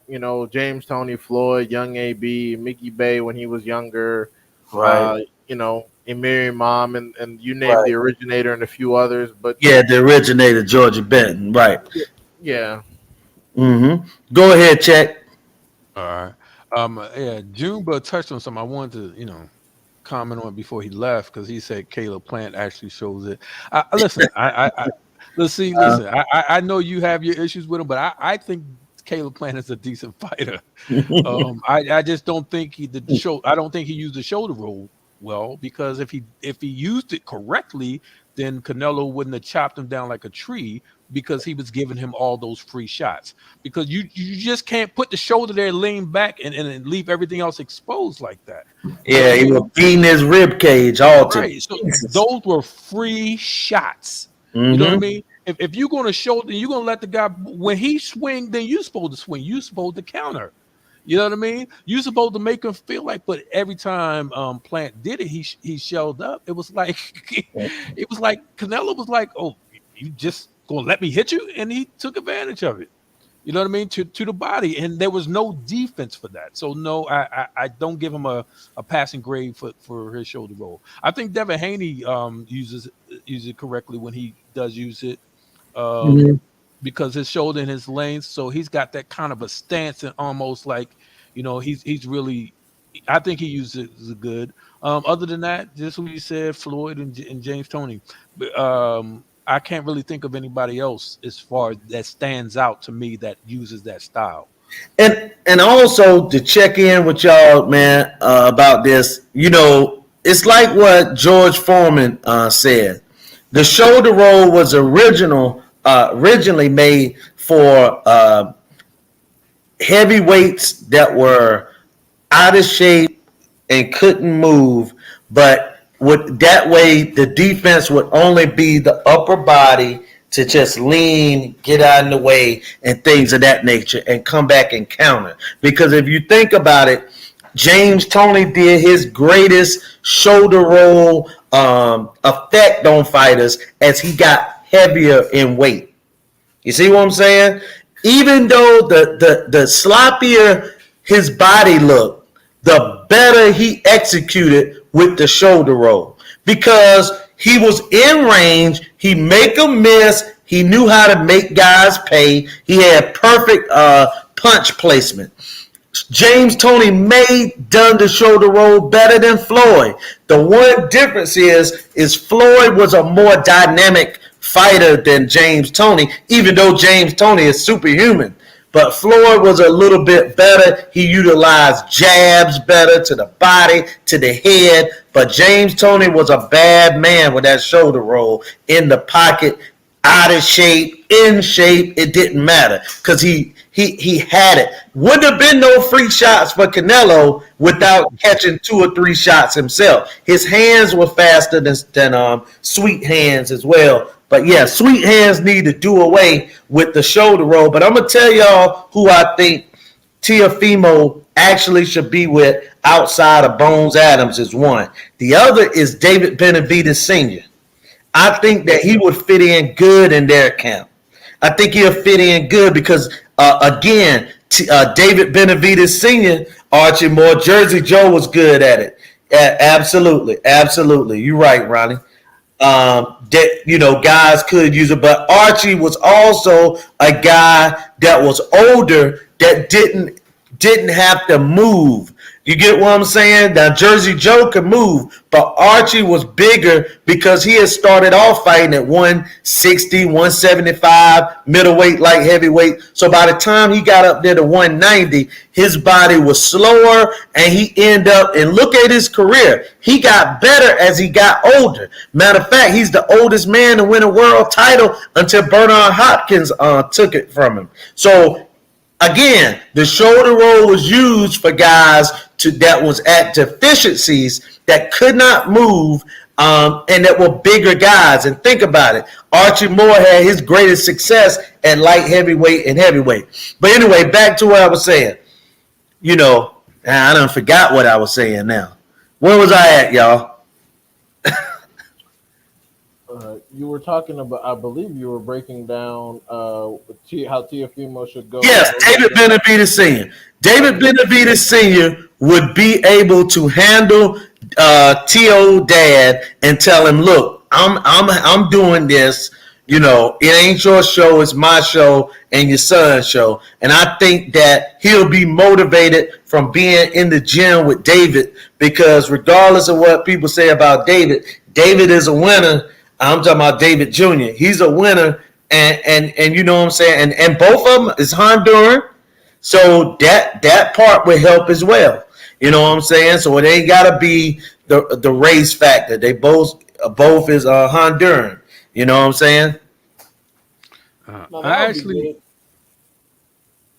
actually see Roy Jones, because they're both athletically gifted. Right. And I could see his style working for Roy Jones with Roy Jones. Like, for instance, Roy Jones is trying to implement his style into Eubanks Jr. I don't see it. I saw this last fight. He was trying to emulate Roy. It just looked drab. It just looked rehearsed. It just didn't look natural. T.O. better not try to fight like Roy Jones either. No, but the thing is, this is the thing. T.O. has the reflexes to do it if he chose to do it. You know what I mean? If he chose certain things that Roy can implement because of his athletic gifts, he can use it. But when he used that shoulder roll, that's not it. When Caleb, for instance, this is a hard back on the Caleb Plant. When Caleb Plant was fighting Canelo in the middle of the ring, he was washing him, if you ask me. That's the reason why I actually had Caleb Plant winning at the end of the fight. But when the way I was scoring, he was winning. But every time he got on the ropes, tried to use the shoulder roll, he was using it incorrectly. Boom. You know what I mean? And that was his demise. Roy Jones will be able to work with his T.O.'s natural gifts. You know what I mean? He's kind of unorthodox in a way because he's so athletically gifted. But I think, like I said, with the father-son dynamics that Roy shared, and this, I think that would help. Other than that, that's my take on that. So okay, and also Caleb Plant versus Anthony Durrell is signed, sealed, delivered. They waiting on a date. So yeah, that was confirmed by a D-Hive guy, Breadman, which is Caleb Plant new trainer. So there we go. I'm gonna pick Caleb Plant in that fight. Yeah. Oh no, man. I know you don't like him. I'll put it to you like this. It's easy to say before the fight with Canelo that Caleb would win, but my thing is he's changing trainers because he got to get his confidence back. So if I'm Anthony Durrell in that particular fight, that's gonna be the one day that I start fast. I gotta test. I gotta make him fight. I gotta make him fight. And just like you were saying, those free shots. Hey, Caleb Plant will give them free shots because he think he a shoulder roller. Look back at the fight that he fought Caleb Truex. He gave Truex them same shots that Canelo took. Truex, a couple rounds, landed those same type of shots. So, hey, this fight going to be a little closer than we think. Remember last time we saw Anthony Durrell, he ended the fight with an uppercut.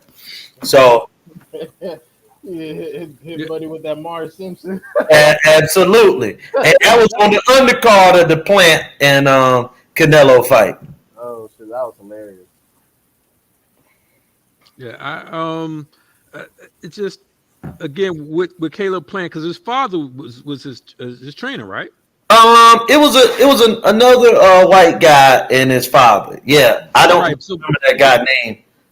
So the thing about it is they're doing what Tio should have done. Mm-hmm. Trying to move on from that, like Devin, in a sense. You know what I mean? Well, I'm not going to get into that situation because that's still Devin still needs upgrading. You know, as trainer, Bill's doing what he's doing. And they got Mickey Bay adding something, Right. But you know, I still think Devin should be with a certified trainer. And so with Caleb Plant going to Breadman, now this is the thing here. I'm not. I can't give. I'm not going to give my. I can't really give a full assessment of Breadman as a trainer because when I think of Breadman training, I think of seeing his fighters get knocked out. So, I'm not going to touch on what he's capable of doing. That's an inconclusive right now. I'm gonna leave that open, but I still would say it still has to be a step up than Caleb Plant's current training situation. Shit, Virgil Hunter both on Fraud Watch, if you ask me. Oh, who the other guy? Virgil Hunter. Oh, Virgil Hunter. Yeah. Man, after that Tony Yoka fight, I was like, oh hell no. Oh my God. Well, I'm gonna say this. Virgil to me is a very motivational guy. You know what I'm saying? He's motivational. Breadman, I think, is a little better technically. But yeah, Verge is a like a motivator, and yeah, Verge has fell off a little bit, man. And Tim Verge, I think, had a stroke too. So who's Verge trainer? Who was he training? Who you in reference to? So, he had Mario Barrios.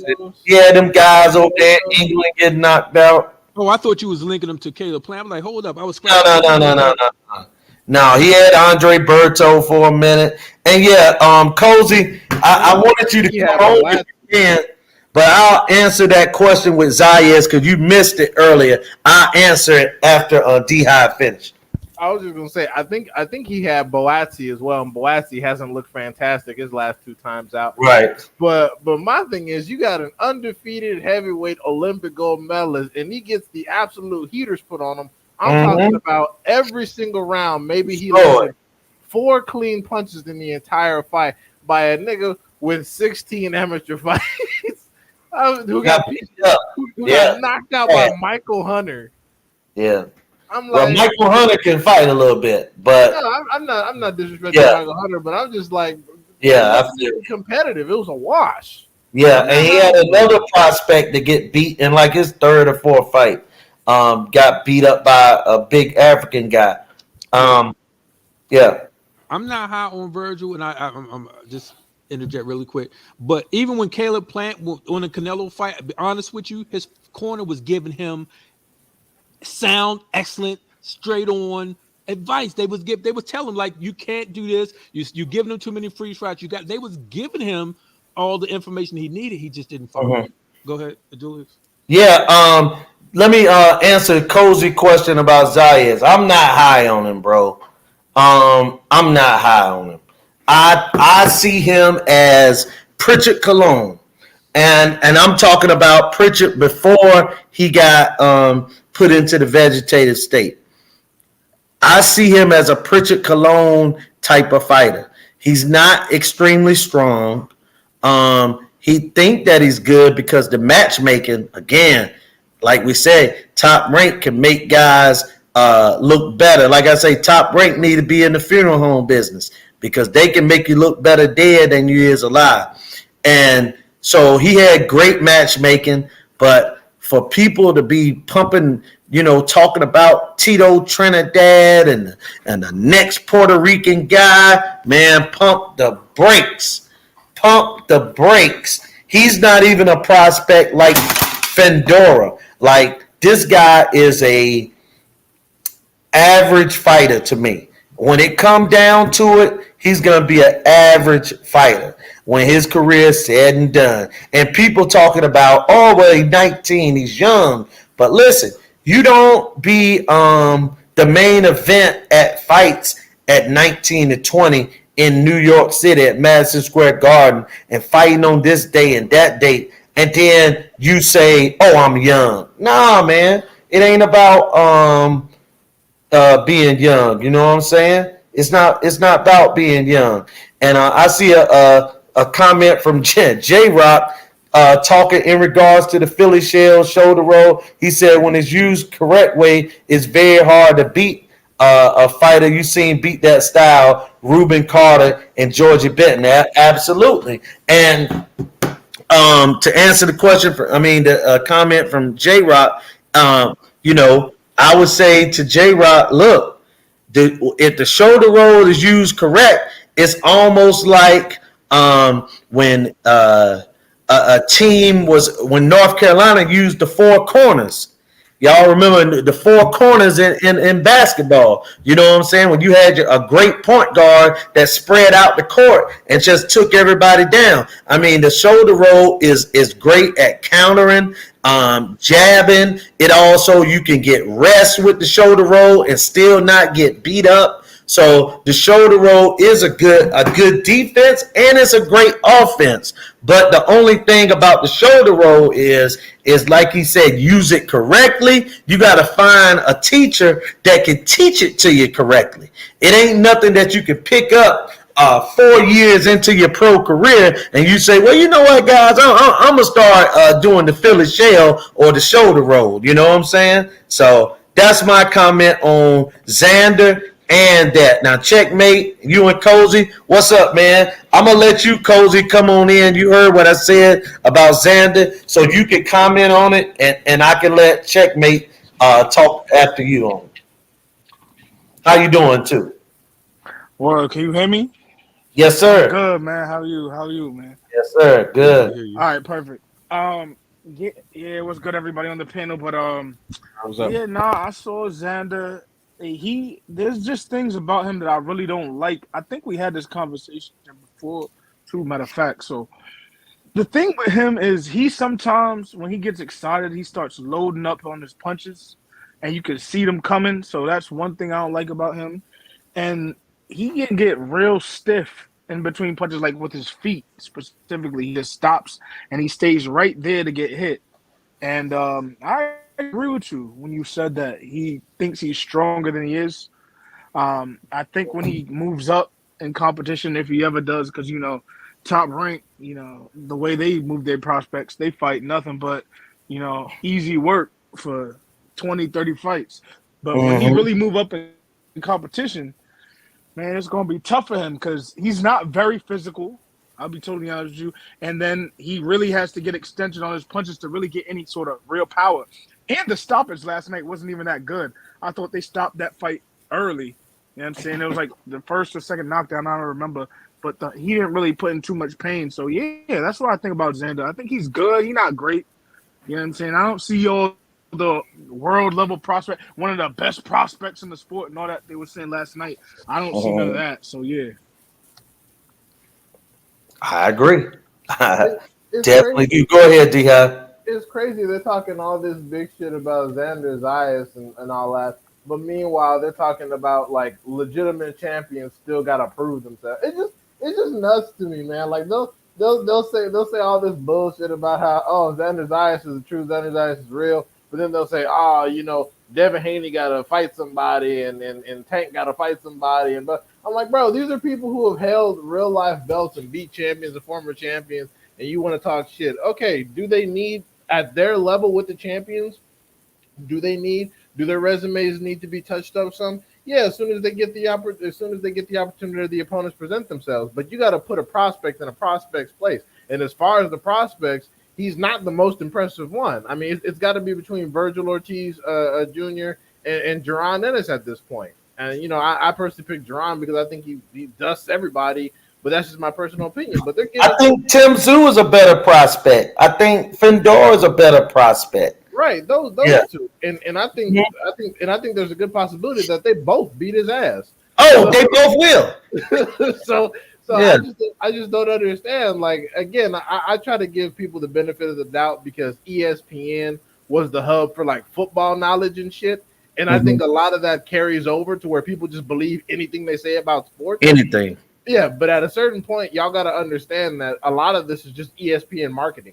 Like even after 2 losses, ESPN still got people thinking Lomachenko's the ultimate badass at almost 35 years old with 2 L's. Hold on a second. Don't get Checkmate. Checkmate about to go get a video because he already talking about that artificial anointing. How they keep calling this guy undisputed and yeah. Go ahead though. they artificially anoint a gang of people. Yeah. And what's funny is that they keep trying it, but now the people they starting to lose. Like I said, Gabe Flores Jr., Josue Vargas. They trying to build up all these dudes, and I'm like, all it takes is one fight. Even Teofimo Lopez, he got the Lomachenko when they were like, oh, he beats everybody. He beats everybody. Couldn't even make it past itty bitty ass Campos. Right. Who Xander Zayas trains with. They got the same trainer too. Right. And again, man, going back to Xander, look, man, the guy, what did they say? He beat a guy from the amateur program with Tito Trinidad when he was about 7 years old or 8. And Tito liked him because he beat a guy in his gym. What did that mean, man? Like, sometimes people need to just listen to what people are saying to know, man, they ain't talking about nothing. Okay, so Michael Jordan took a liking probably to a 6-year-old that hit a jump shot at his camp. I'm just asking, what that mean? So I don't see nothing that made this kid a can't miss. Look at Charlo, either brother on their way up, especially Jamel to this day. Look at the competition. Look at the competition even a guy like J-Rock fought. Look at a competition that Lubin fought. These guys fought tough guys on the way up. You know what I'm saying? They fought them on the – look at the guy Duke Reagan fought last night on the undercard, the Olympian, 7-0. Fought another 7-0 guy that was tough from Puerto Rico and had to give him his first L. So these guys getting harder competition than Xander. What's the thing? Xander got more fights than them guys. I mean, it's obvious, right?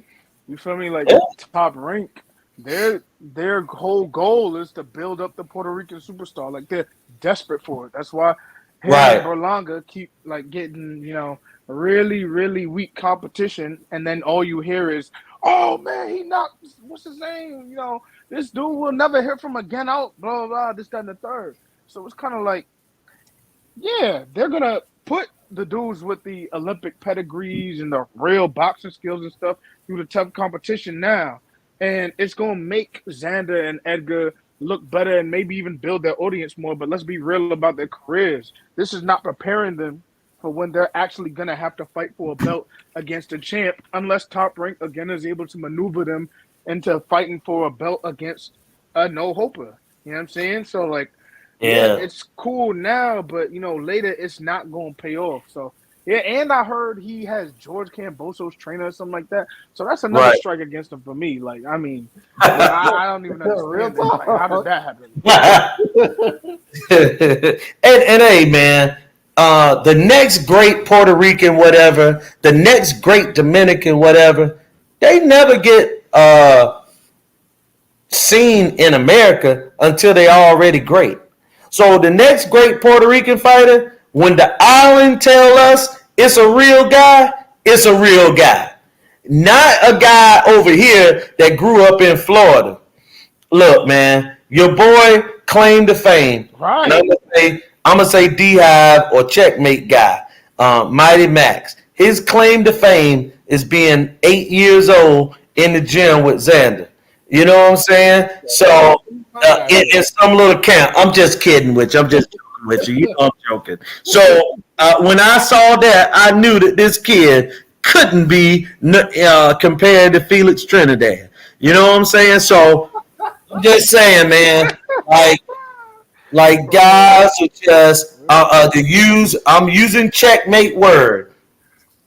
This artificial anointing that be going on, man, this stuff it's out of control. It's straight out of control, man. It's so blatant though. It's like they push it in your face. Listen, I like Bam. There was a discussion on my timeline. I saw you talking to that guy, Chet. Yeah. You know, he was saying, Steve Boxerman. Right? Yeah, it's my guy. But he was saying, you know, they was like he said, you know, what is the best performance of the year? And he picked Bam. And I said, well, you know, I think that was a good, a great performance against someone that we felt like he was going to beat. You know, you know, he had a great. If you put me in a ring with every third grader in this country, I'm going to give you a Hall of Fame performance. Okay? Right. I'm knocking everybody. I'm not line them up. Line every third grader up. I'm knocking them out. All right. I'm gonna get right. You know. So my point is this: they're doing this with these guys, and with Bam with Soar. Soar has already been slept. Soar was so slow. It was just like I picked him to win. Okay. Right. And this is the growth. And ESPN made it. Oh, fight of the year, half first. Like, what do you? This is artificial anointing. You know what I mean? They're using this propaganda to put, but guess what? There's certain people like myself and people in this panel who see through that smoke. Like, no, that doesn't make a fighter great based on that performance that you expected. Charlo had an incredible performance against an undefeated guy that you guys said had already beat him. And you guys were still picking him to win again. I won money off that. You know what I'm saying? So when you're telling me, and when Ring want to give Castano their ring belt based off, he really won, we're going to elevate this, and then Charlo had that masterful performance on the biggest of stages, or history-making performance. The stage don't get any bigger than that. What Bam did, it wasn't even for a belt. He was defending against a guy who had already lost. You know what I'm saying? And good. It was a good performance. Listen, they gave Tank all this mess for Gamboa. Oh, Tank fought a Gamboa. Look what he fought, 35-year-old Gamboa. Look what happened here. Well, Gamboa had 2 losses. Okay, so Gamboa was washed after 2 losses, but this guy not washed after 5 losses. Right, facts. So again, AJ had the moment with Klitschko. Klitschko was 41 years old. Okay, but you anoint him. Oh, this is the greatest. This is the greatest. Oh, So, but then this is why I gotta pump the brake. Bam did what Bam was supposed to do, but is that the fight of the year? No. Was what I mean? Was that the performance of the year? No, because the stage didn't warrant that. Right. Okay. So when you come with the artificial anointing, this is the reason why when people argue with these pound for pound lists, I get such a big laugh, because you guys, you're Steve Kim, Dougie Fisher, Mike Montero, these guys are sitting back there with their white hoods on, after their cross burning sessions, and they're telling you who they think are the best fighters, and you guys agree. Not you guys, but people agree. Yeah, well, he's pound for pound list. It's their pound for pound list. I don't give a shit about their pound for pound list. I don't even respect them as individuals. So why would I respect their choices in boxing? The Ring will show every day. They'll have some iconic black fighter on the video that they're showing. But guess what? They don't talk about today's excellent great black fighters. They don't actually put them on their list today, but every day they're trying to get credibility by showing these iconic black fighters every day, and I get so sick of it. Why? And then they'll talk about that. They'll draw these people in, and then hey, this is the new guy. Like Ryan Garcia, I want to throw up every time somebody mentions Ryan Garcia as a top fighter. I've never had him as a top 135, and he's still not a top 135. You know, they're saying that Ryan Garcia's win was bigger than anything Tank is. They say yeah, they're saying Ryan Garcia's resume is better than Tank's. Oh, they said that shit. This is what they're saying. So listen, let me jump off. Let me land this plane because I'm about to. They do the same thing with Virgil and Boots. They've been ignoring Boots forever. I got it. Many of them. I said, why don't you guys? This is when Boots was like 25-0. I said, why do you guys continue calling this guy a prospect when he's showing elite skill fight after fight after fight after fight? I said, you guys don't write any article about him, but then you want to go ahead and it was Virgil Ortiz and what's the guy we just talking about with the knockout streak who's now looking like trash? Belonga. Yeah, Belonga. It was Virgil and the Belonga show. Virgil and Belonga. Oh, these great. Oh, the 8-0. 8 wins, 8 KOs, 10 wins, 10 KOs. These guys are incredible. Gary Antoine Russell doing that. You don't even talk about that. Boots was knocking everybody else. You don't talk about that. You pick and choose who you want to artificially anoint. That is the reason why it takes people like me and people on this panel to get in their asses on Twitter and on you know what I mean, to let them know. No, we're not buying your book. Okay, plan landed. It just bothers me because whenever, first of all, like we all know that resumes can't fight for you. So even if that was true, that doesn't take away from who's most likely to win the fight. Second of all, I find that when people bring up someone's resume, they're trying to protect somebody. That's all it is. They want to talk about Bam's resume. Because you know what's funny? The reason why I know that even Eddie Hearn and them know those wins were some bullshit because I picked him to win his last 2 fights against Estrada and Sarung Visai, because immediately after giving him all this credit for going up, you know what they said next? Oh yeah, we're going back down to fight some 112 people that you haven't heard of. Exactly, because he might fuck around and get his ass whooped. And it's the same with Virgil Ortiz Jr. They bring up resume because they know Boots will probably beat the hell out of him. They bring up resume for Ryan. And they bring up how much money he makes because they know that Tank and Devin Haney will just make him look like garbage, and Tank might permanently alter his career.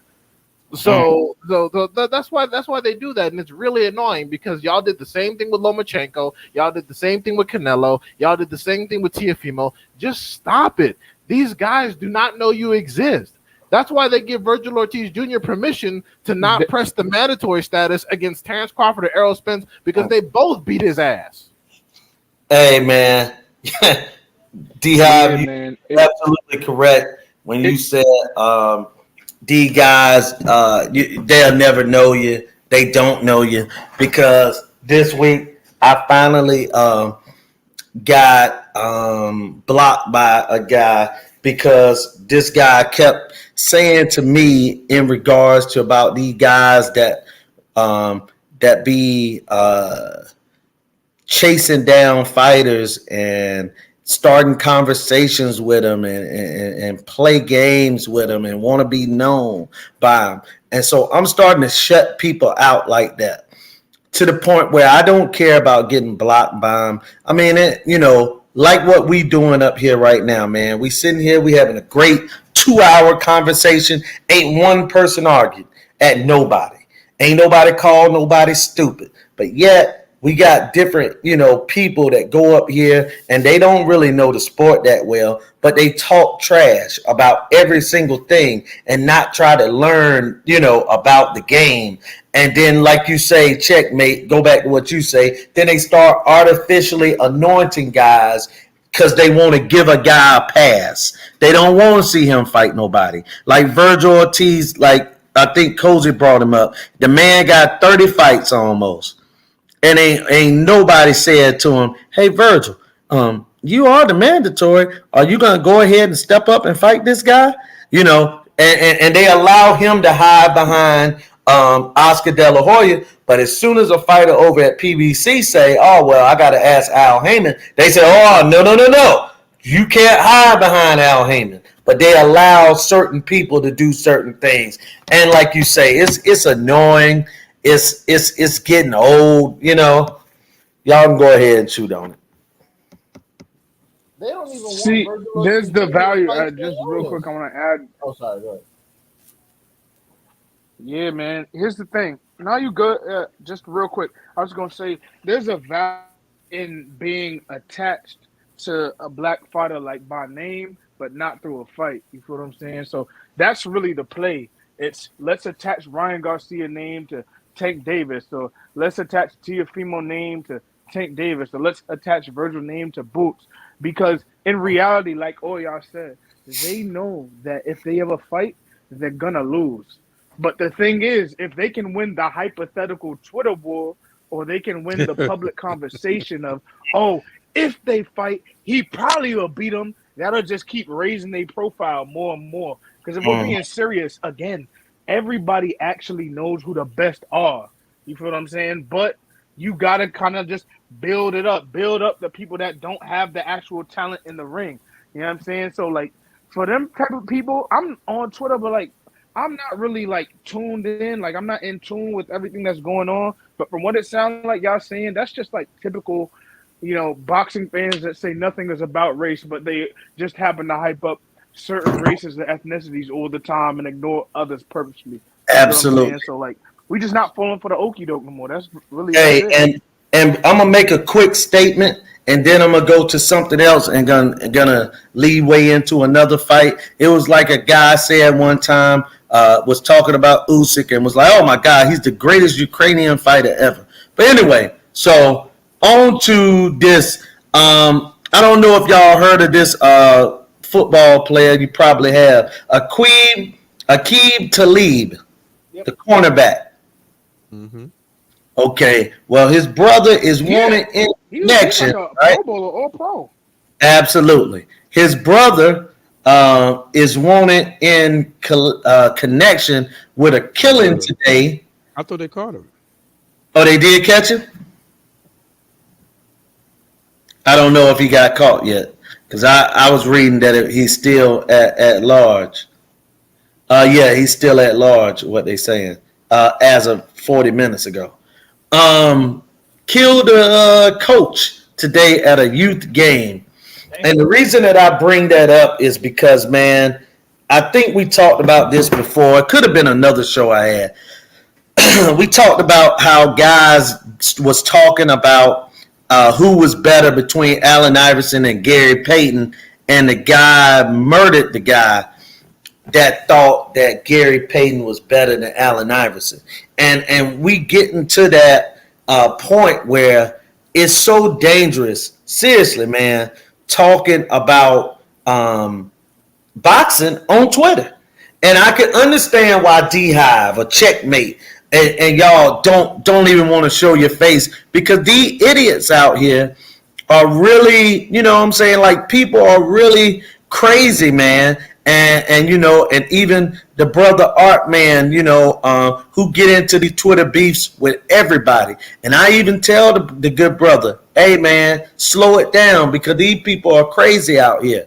You know, people really take situations that shouldn't matter as much and take them to a whole nother spectrum. You know what I'm saying? Go ahead. Let me clarify something really quick. I don't show my face not because I am afraid of bodily harm from. No. I'm not saying that anyone is bad. Because listen, a lot of times people don't show it because they don't want to have to do bodily harm to people. So no, I'm not saying that. But go ahead.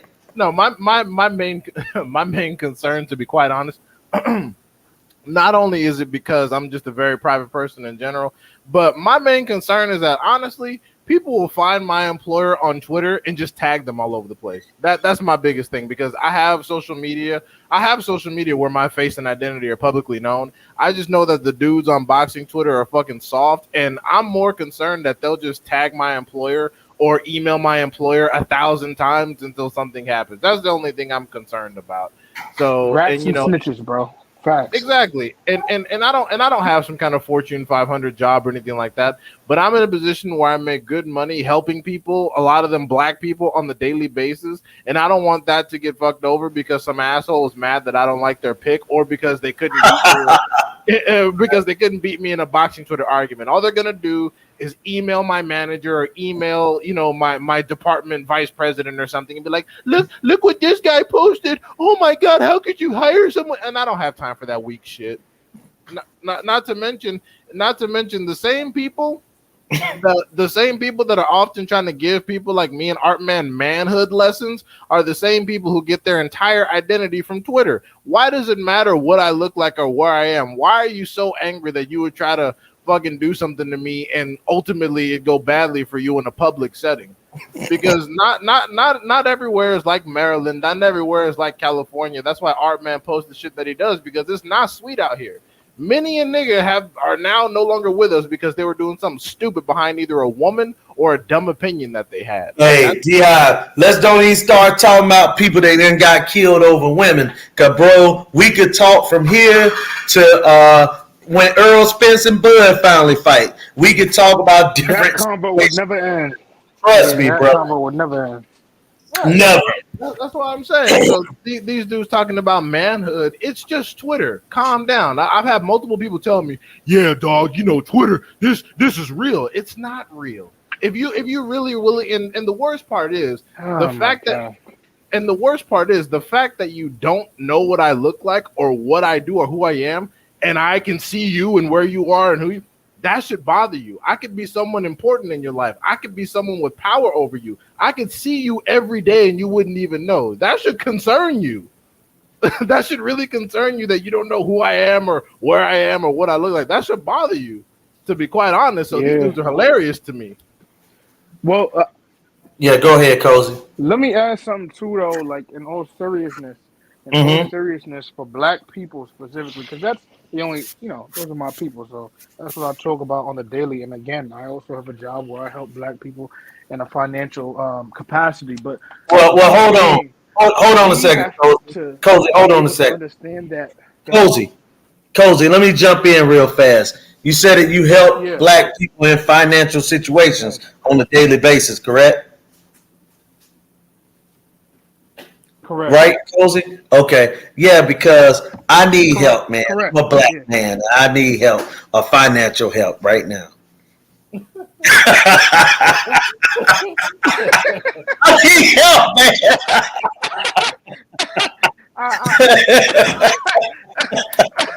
I hear you, man. I hear you. I can't disclose.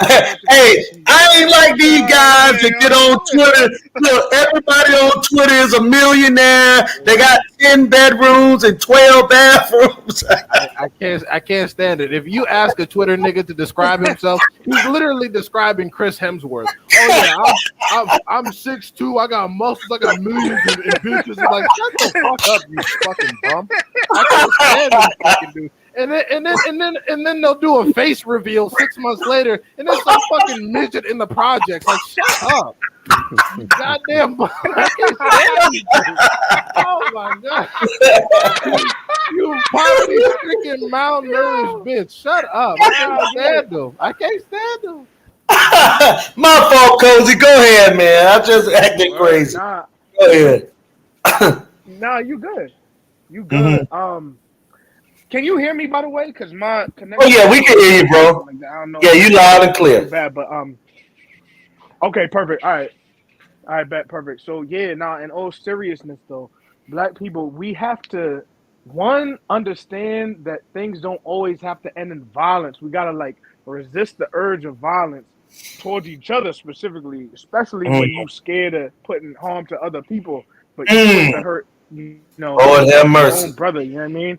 One, Yes, two, sir. and more importantly, when you have stuff to lose, especially as like the generations have gone on, we've attained more. You know what I mean? People have more money now than they had previously. You know, they're breaking generational curses and all these things. You have to understand when you have something to lose, the next man beside you might not. So it's not even worth it to, you know what I'm saying, getting to know back and forth with somebody. Just let it go. Because, okay, you win the argument about who better, AI or GP. What does that do for you from there? Nothing. You feel what I'm saying? So, like, realize that these are the small things. To keep the small things in their own place. But, yeah, as far as to address people on Twitter or whatever, listen, everybody has their own obligation to do whatever they want. Twitter can be a real place for people because, I mean, people, you know, have gotten jobs and stuff like that from Twitter. Listen, it's a social media platform, so things can happen. But there's other people who just use it for that, social media. So, like, let's just keep it that way. And, like, again, stop getting into, like, you know, just nonsense, bro. It's nonsense, bro, because if you really seen the stuff half of us seen, you realize that none of that is worth it, bro. There's stuff that's worth way more. Your family, your job, you know, helping people, improving generations, you know, all these different things. So it's like, man, I don't know, man. I just don't get it sometimes. I don't either. Go ahead, checkmate. What's the? We were talking about Talib and his brother and just doing things, you know what I'm saying, off of things that really don't matter. And then guys using Twitter that's always arguing, always in a, you know, a verbal spat, and they make it like, and like I said to Art Man, to keep it, you know what I'm saying, to just be safe out there because people are crazy.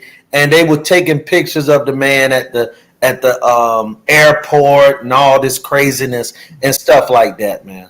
That's all. You can shoot on it if you like. If you don't, that's fine. Yeah. Just, you know, when it comes to Twitter, you know, I'm sure as you can tell, you know, I've kind of, you know, mellowed out on Twitter because, you know, I would go.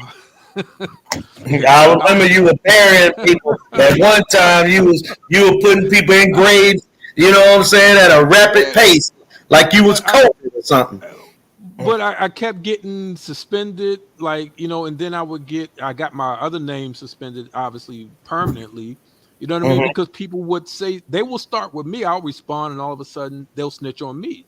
You know what I mean? So I kind of pick and choose who I'm gonna go in and dig that grave on because, you know, they'll report that as an offense. They'll say that I threatened them by saying, you know, whatever the case may be. So it's certain people, like, I don't even, you know, get into it the way I used to do it.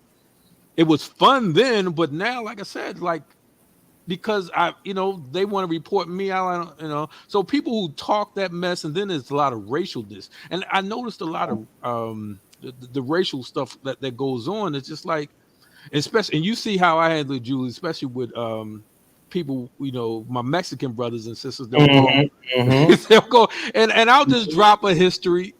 I'll just drop to show them what's really in Mexican DNA, like, you know, hey, you know, and everything else. So I do things certain like that, you know, that they're waiting for an extreme, you know, response from me, and I'll hit them with some education instead. You know what I mean? Absolutely. So, you know, but the people who don't really want it. Like I said, when Art Man, when he's posting, and you know, he's posting himself at the range and all of that stuff. I think people get the point. They ain't gonna pull up. Yeah, they ain't. Yeah, they would have to approach with extreme, you know, caution. You know, but either or. Be posting him at the range. Yeah, all the time, because he gets constant threats. I mean, I was in a space with Art Man where we both got threatened, and what's funny is that the people that often make fun and circulate clips of Art Man or circulate clips or tweets of me, if me and Art Man decided to get mad and actually hunt these people down, they would turn around and sound like us. Why are you doing this violence to us good people? We ain't never.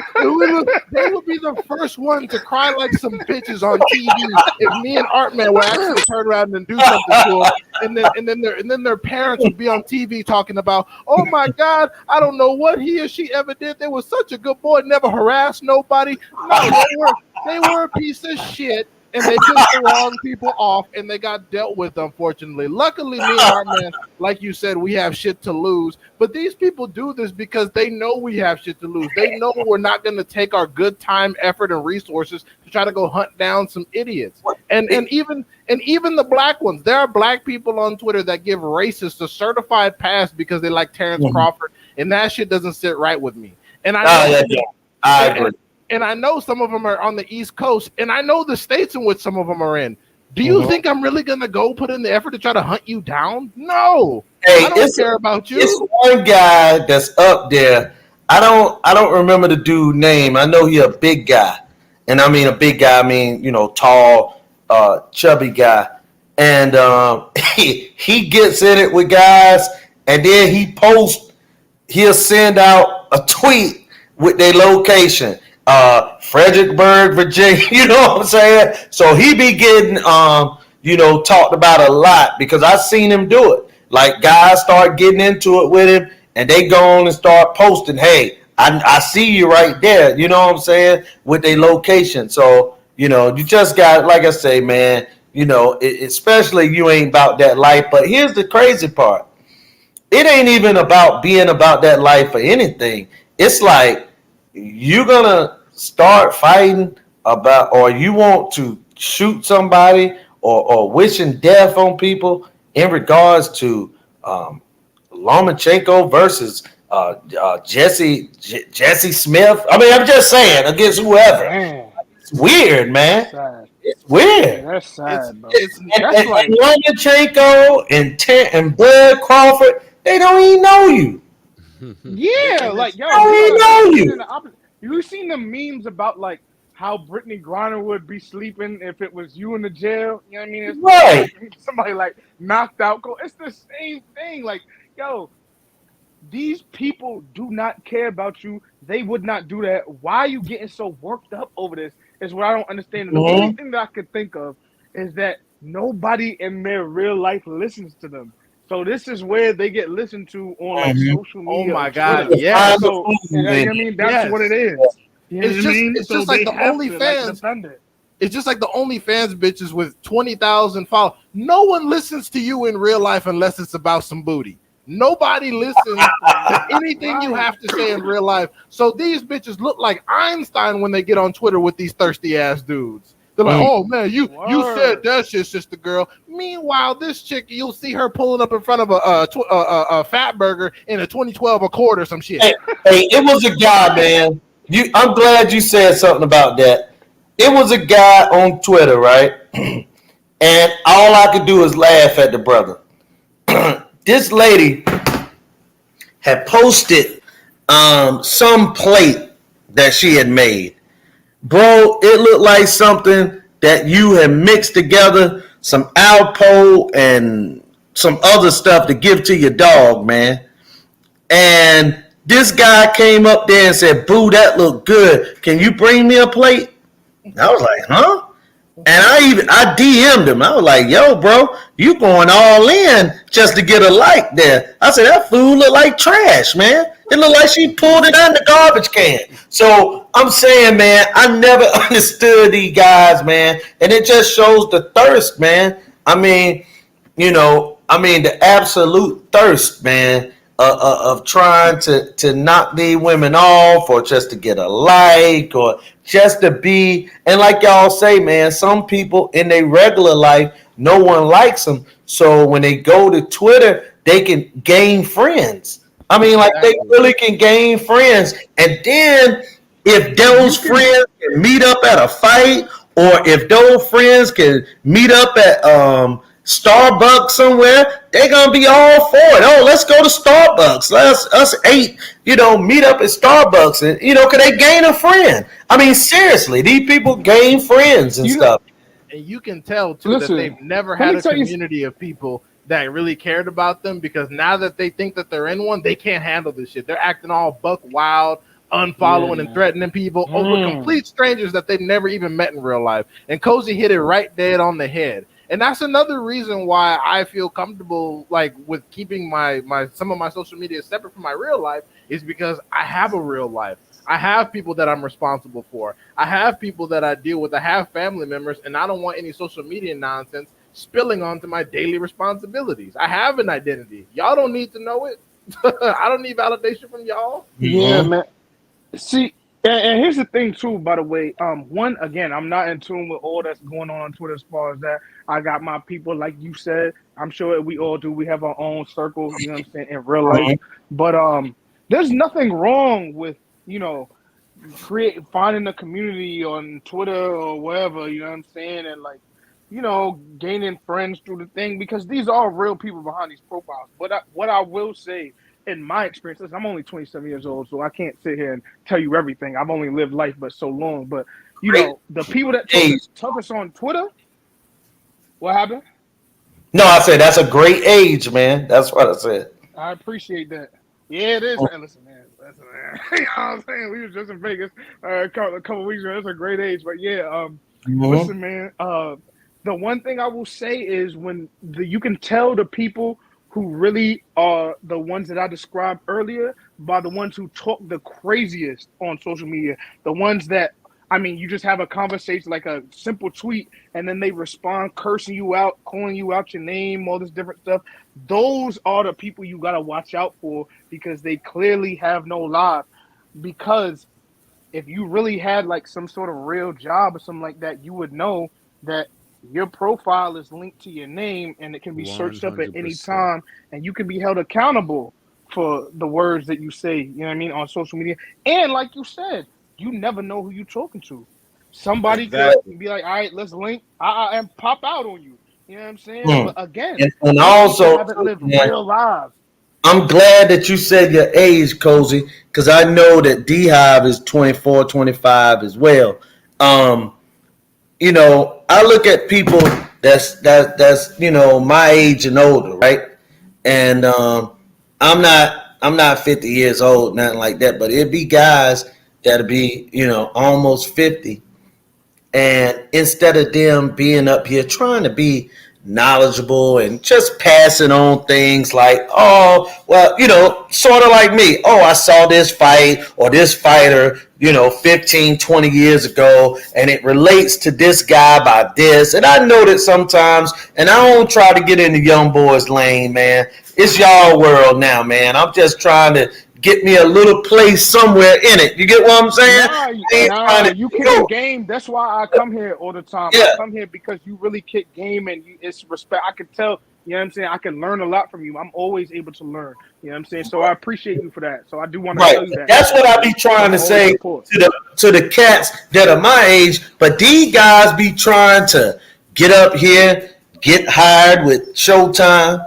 Mm-hmm. Try to get up here and they want to get up here, man, and start fights, and and cussing folks out, and like that ain't me, man. So that's why I probably would never be the most popular of this and that, because I'm just up here just trying to kick game, have conversations, friendly conversations, go on home. You know what I'm saying? Ain't nothing to it. We see each other at a fight. Normal.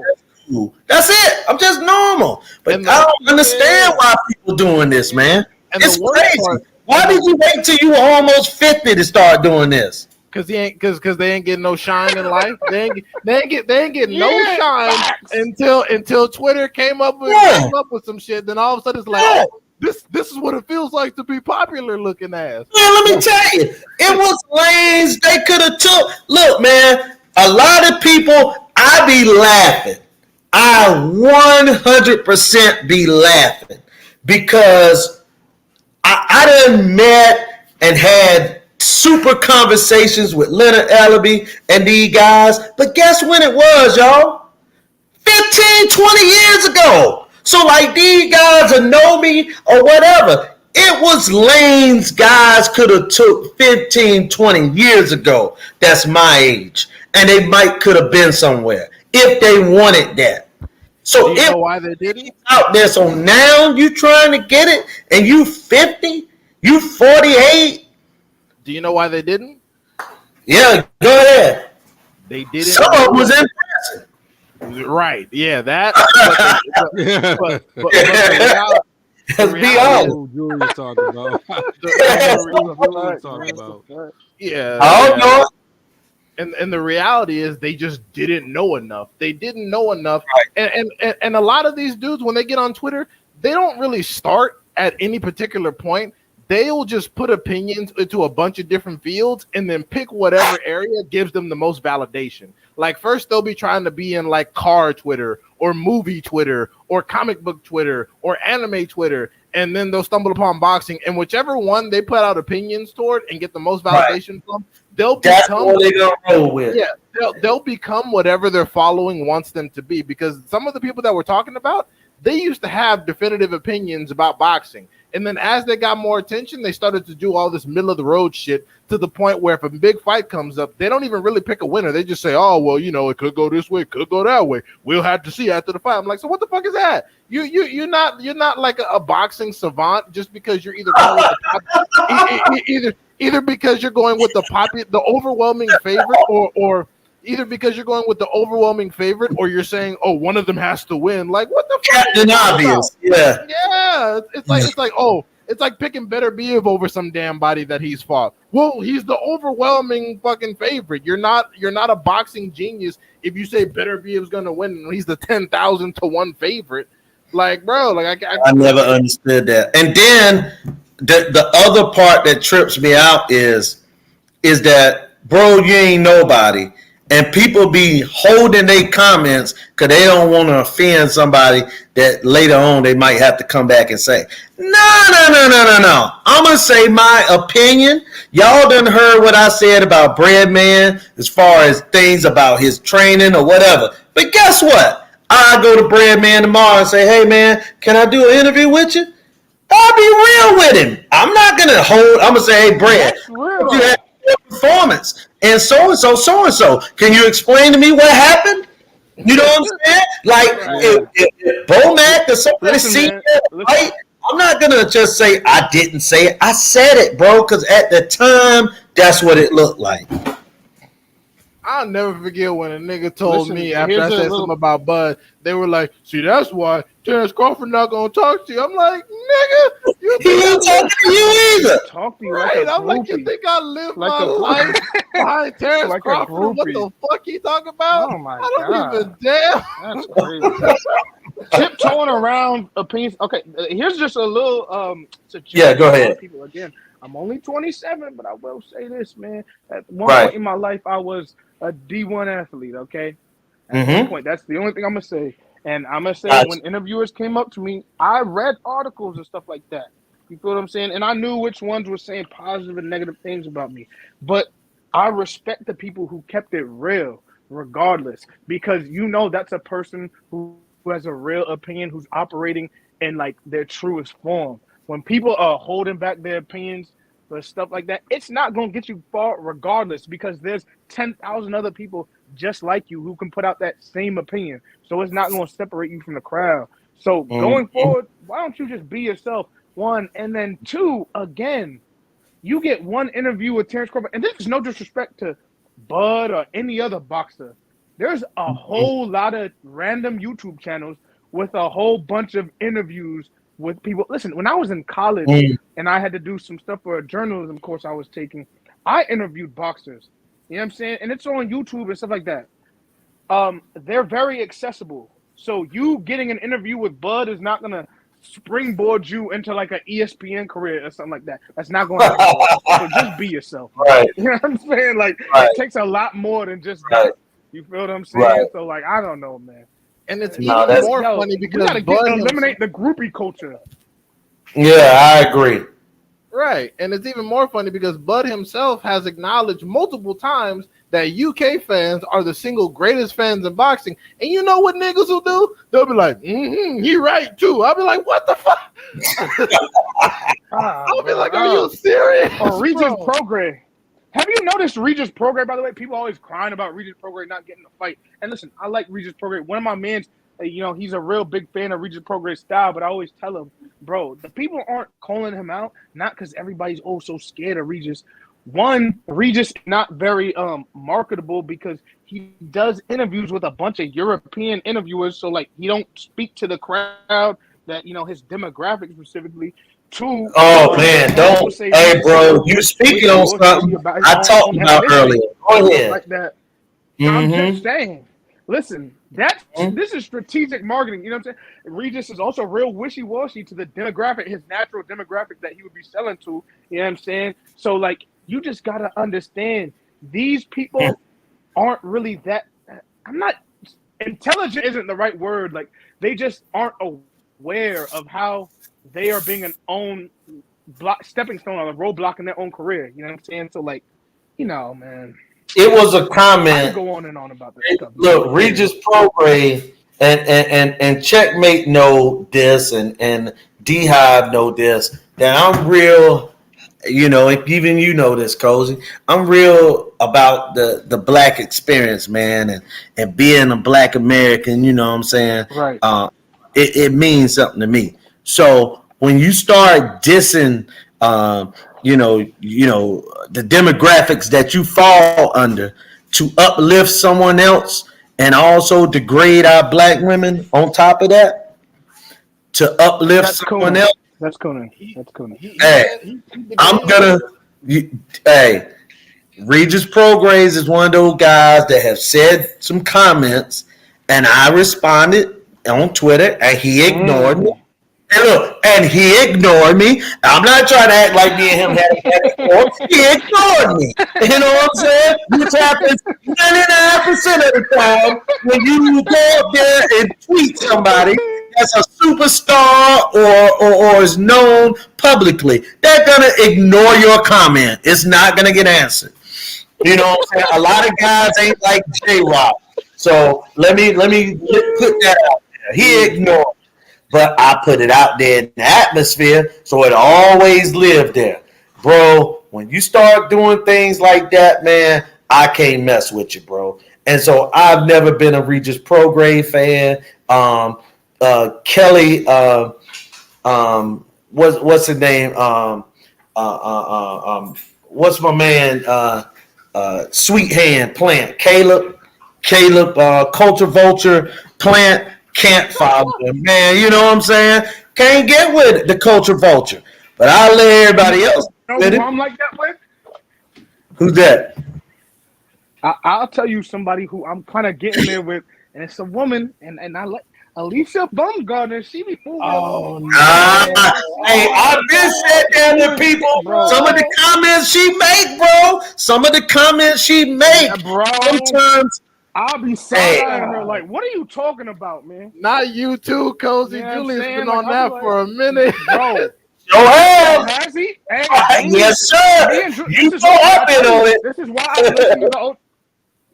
Bro, listen, let me tell you something. I'm a pretty decent judge of character. I get it from my mother. This is why I tune into Julius, you know what I'm saying? Because we, again, he's the OG. He kicks some game.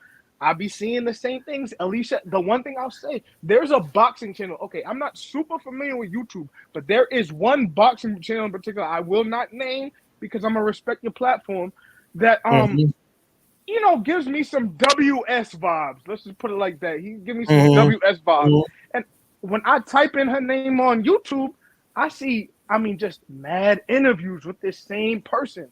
And then I seen there was two black women who were trying to do their thing with the boxing YouTube and stuff like that reached out for an interview, and she aired them.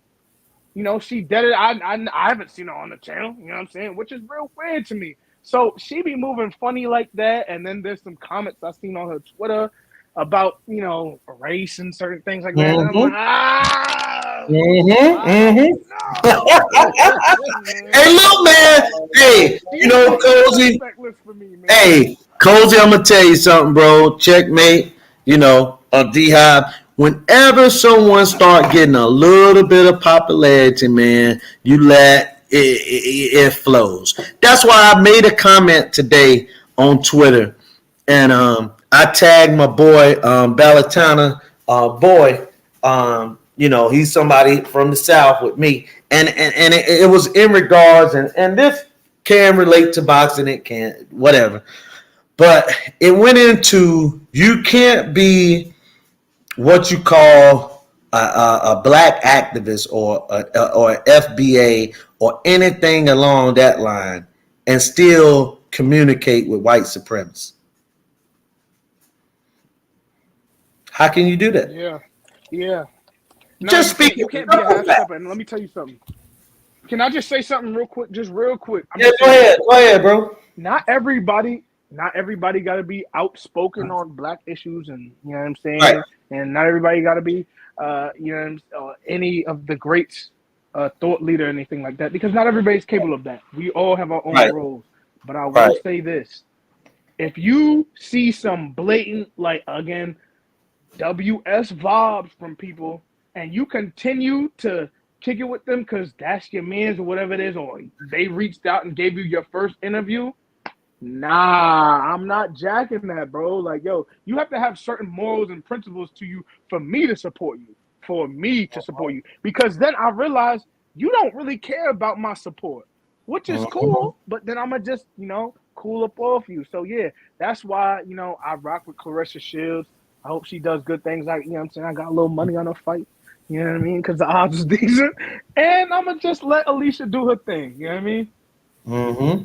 Yeah, that's one of the things I didn't wanna agree. I'll be honest, and I'm not giving my official opinion, but I saw AB talking kind of greasy about Clarissa, and I was like, God damn it, why can't you just not say anything? I was like, why can't you just not say anything? We understand that Clarissa is not a female Ann Wolf or Deontay Wilder. That's already been said 1,000 times. Why you gotta jump in on it? As long as you win. And let me say this. Yeah. Clarissa Shields would beat her up if they was at the same weight class. Yeah, man. I would say that to her. One knockout. She'll beat you up. Alicia got that one. Listen, Alicia got that one knockout over the girl, and I was happy for her. Don't get me wrong, but let's be clear, bro. That's one knockout. You got to do more than that, especially as a black American fighter. Let's be clear. You got to do way more than that for you to be stamped and validated and talk crazy to a 3-time undisputed champ, 2-time Olympic gold medalist and all that. You know what I'm saying? Like, Yeah, you can't do absolutely. that. So just, D-Hob, I feel you, man. When I heard her do that, that's another thing that added to it. I was like, man. I'm not gonna lie. And also, when they first had her commentating, and Eddie Hearn was happened to be sitting there across the table, grinning ear to ear. I'm looking at her. I'm like, does he have like $1,000 bill on his forehead? What are you doing? Like, come on, man. We all seen Eddie Hearn. We know what he looked like. Mm-hmm. Let's move on. A bona fide race soldier. Him and his son. Hey, Kate done put videos out on them guys. You know what I'm saying? And listen, and look, man, I'm gonna tell y'all something.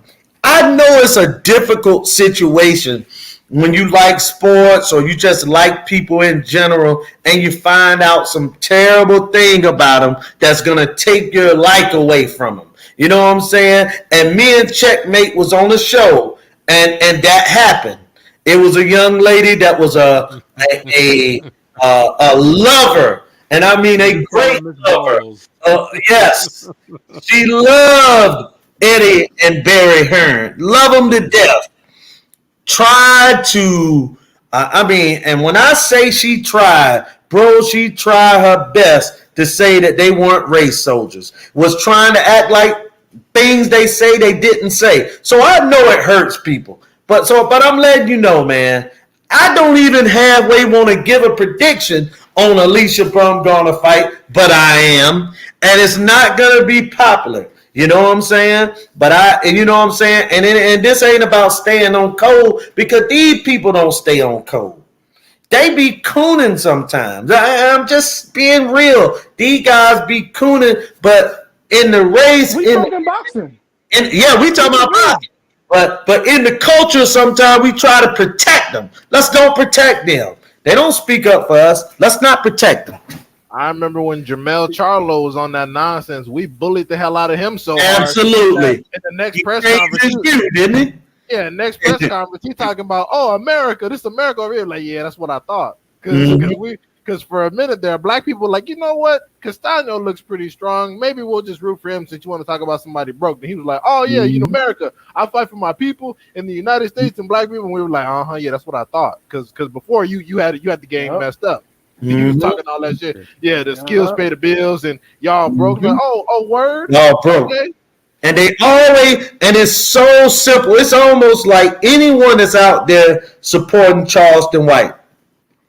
And don't get me wrong, I have laughed at some of the things that Charleston White said.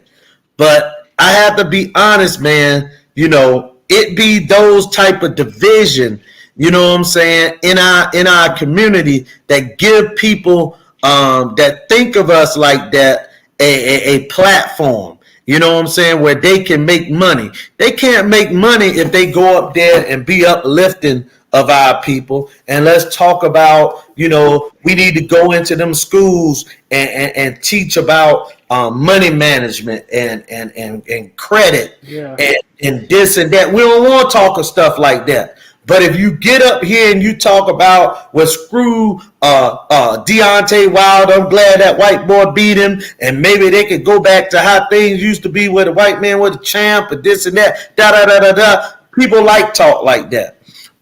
In the Boondocks, the best character was who? Uncle Ruckus. Uncle Ruckus. Why? Because he knew how to talk about us. Yeah, anytime people can talk about us like that, they become instant superstars. They become a champion of talking. If y'all think about it, it's the easiest way to make a buck. Easiest way to make a buck. It's the same reason. It's the same reason why My Brother's Keeper was literally sponsored by a sitting president, and that was killed. But BLM, that wasn't sponsored by anybody, received over $90 million from hedge fund managers on Wall Street. It's because one was talking about uplifting. Man. Yeah, it's because one was talking about uplifting the black people out of poverty and creating a better source of leadership, and the other one was talking about the literal destruction of the nuclear black family on the website. And that always bothered me. I'm like, why are white people so invested in the destruction of the nuclear black family? Oh, right, because, you know. There you go. Absolutely. It's pure economics. It's a game.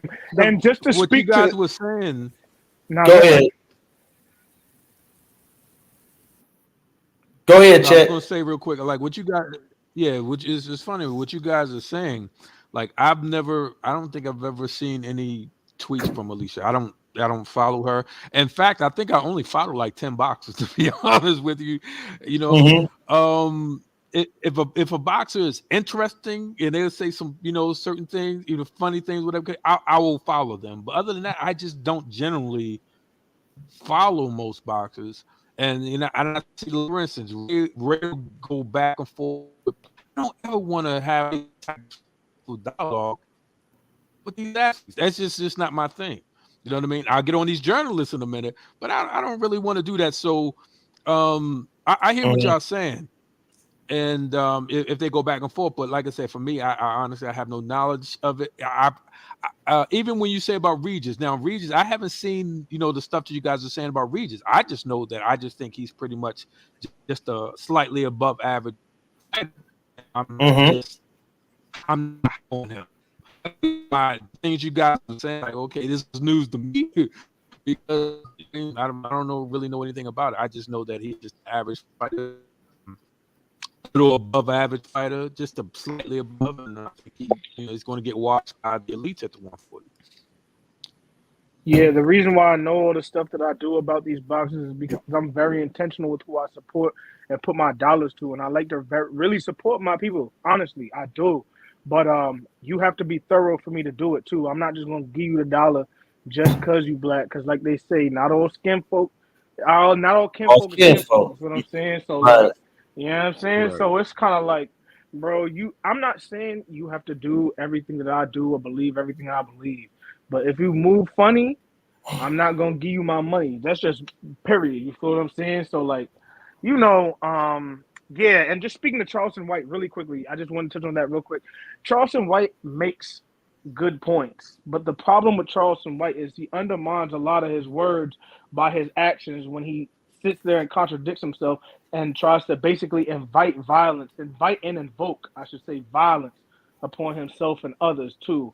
All right, you don't like gangs, and we don't either. They terrorize the community. That's absolutely 100% correct. I agree. But then you sitting there, They're Klansmen. yeah, you know what I'm saying? Absolutely, 100%. But then you're sitting there saying, yeah, come through and I'm going to kill you all. I'm going to call the police and all this stuff. And you uplifting all these institutions that have all this white supremacist history and stuff like that. And then you say you talk to the kids in the schools. It's like, bro, the way you speak matters.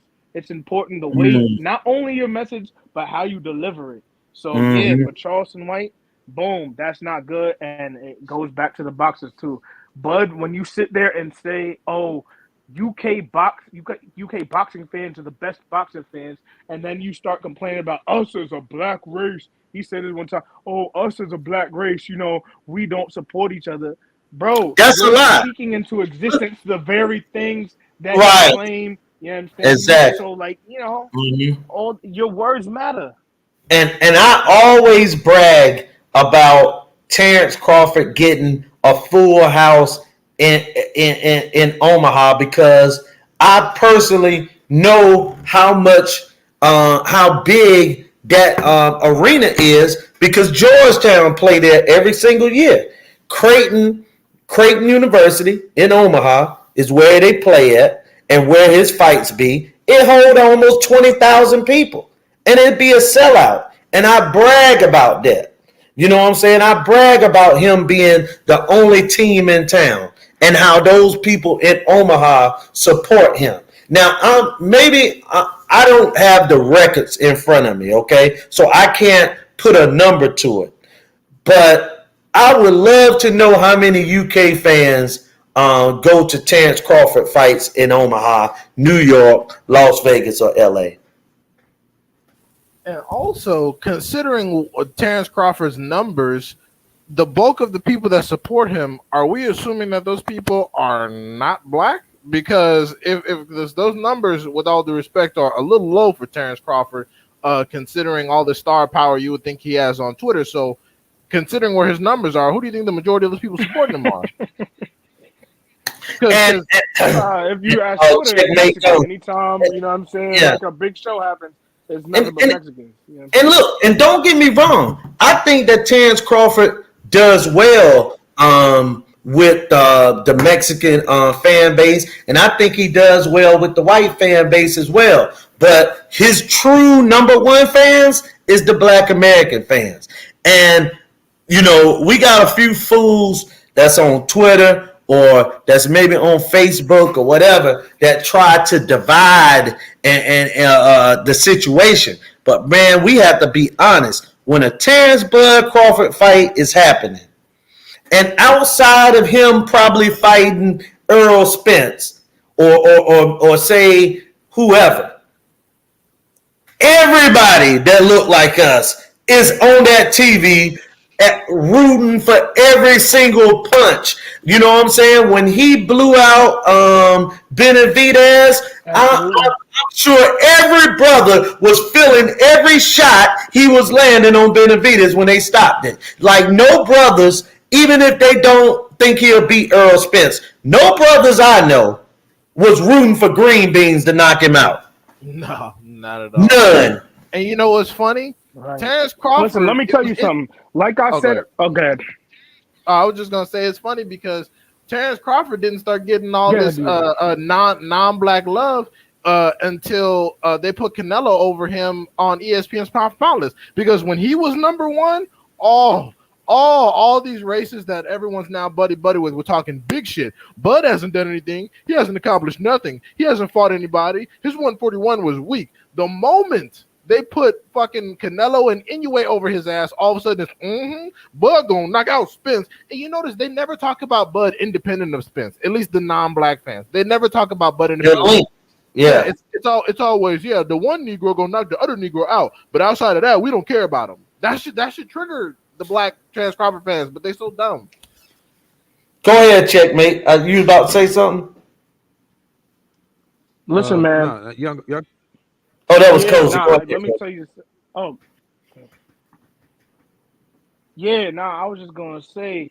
Remember what I said. Words matter. So those same people on Twitter. Listen, if Terrence Crawford was getting all this non-black support, then the people who are constantly complaining about buying his pay-per-views and why his fight on pay-per-view and this, that, and the third would not be the same people that we supposedly say support him the most. Whenever I see a Bud Crawford fight, if I'm on Twitter on pay-per-view, the people that I see complaining about it are not black. The people who I see supporting him and being like, yo, Bud did his thing, are black. And the numbers, by the way, just don't add up. Specifically, they've done studies and stuff on boxing fans in terms of demographics broken down, by ethnicity and race. And black people, on different polls are the most avid boxing fans The most. along with And the hardcore. Cozy, So all these I'm numbers glad you are said not that, adding man. up. You know what I'm saying? Yeah, I'm glad you said that. This is something that me and Checkmate, I believe it was Checkmate, we was talking about this on Twitter because I think I tagged him on this statistic right here. Checkmate, tell me if I'm telling you right. Terrence Crawford had a fight on ESPN, and it showed the top 3 or the top 5 cities and states that watched the fight. And this ain't just Bud Crawford fight. This has been every fight on Showtime, ESPN. I don't know about the Zone. I only seen those. It was like Raleigh, North Carolina on every list. LA, Atlanta, Washington, D.C. Those were like the top 5 cities and states. And I was like, man, all of these, well, I lived in a couple of them, are black cities. You know what I'm saying? I know LA is diverse, but that's the thing. You remember that Checkmate?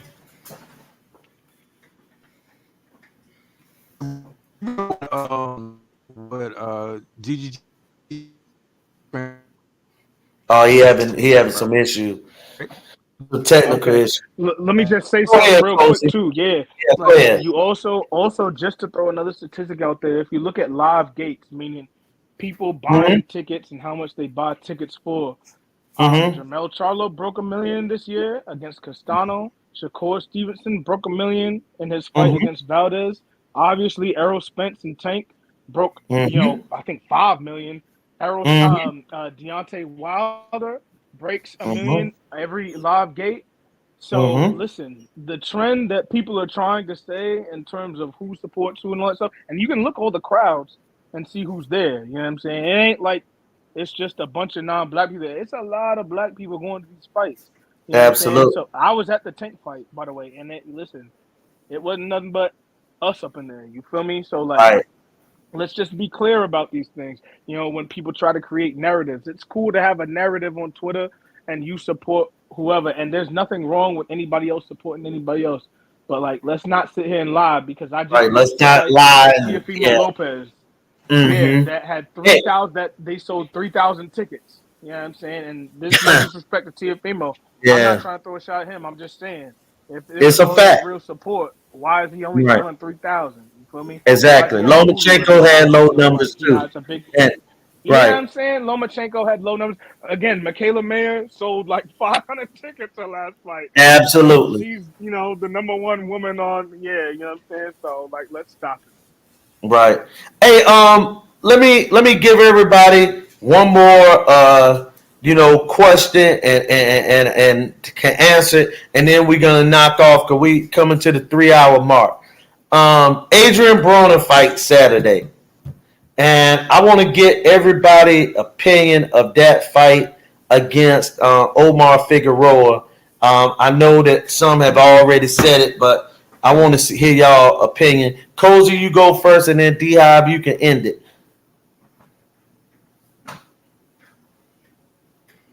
What's your opinion on it? Young AB, I was a huge fan of. Justin, yeah, Young AB, I was a huge fan of. But recently, I said I'm not believing in AB no more. I'm not saying that people can't have a second chance, but I'm kind of tuned out to AB. So should he beat Figueroa? Yeah, absolutely. I don't think it'll be impressive because I doubt his condition is going to be up there. He's going to throw, less than 300, 400 punches total in a fight. So, yeah, he'll win, but he's really not going to be a factor. You feel me? That's just my personal opinion. Won't be impressive. Mm-hmm. Go ahead, D-Hive. I mean, I agree. It's going to probably be a lot like the Santos. Well, I shouldn't even say that because we've seen how Omar Figueroa fights. He's just gonna, he's gonna press AB. He's gonna try to be in his face, and he's a pressure fighter that doesn't throw enough punches and doesn't have enough skill, and et cetera, et cetera. So, and then it's gonna result in a lot of clinching, just like it was when Figueroa fought Ugas. So it's gonna be an annoying kind of fight like that.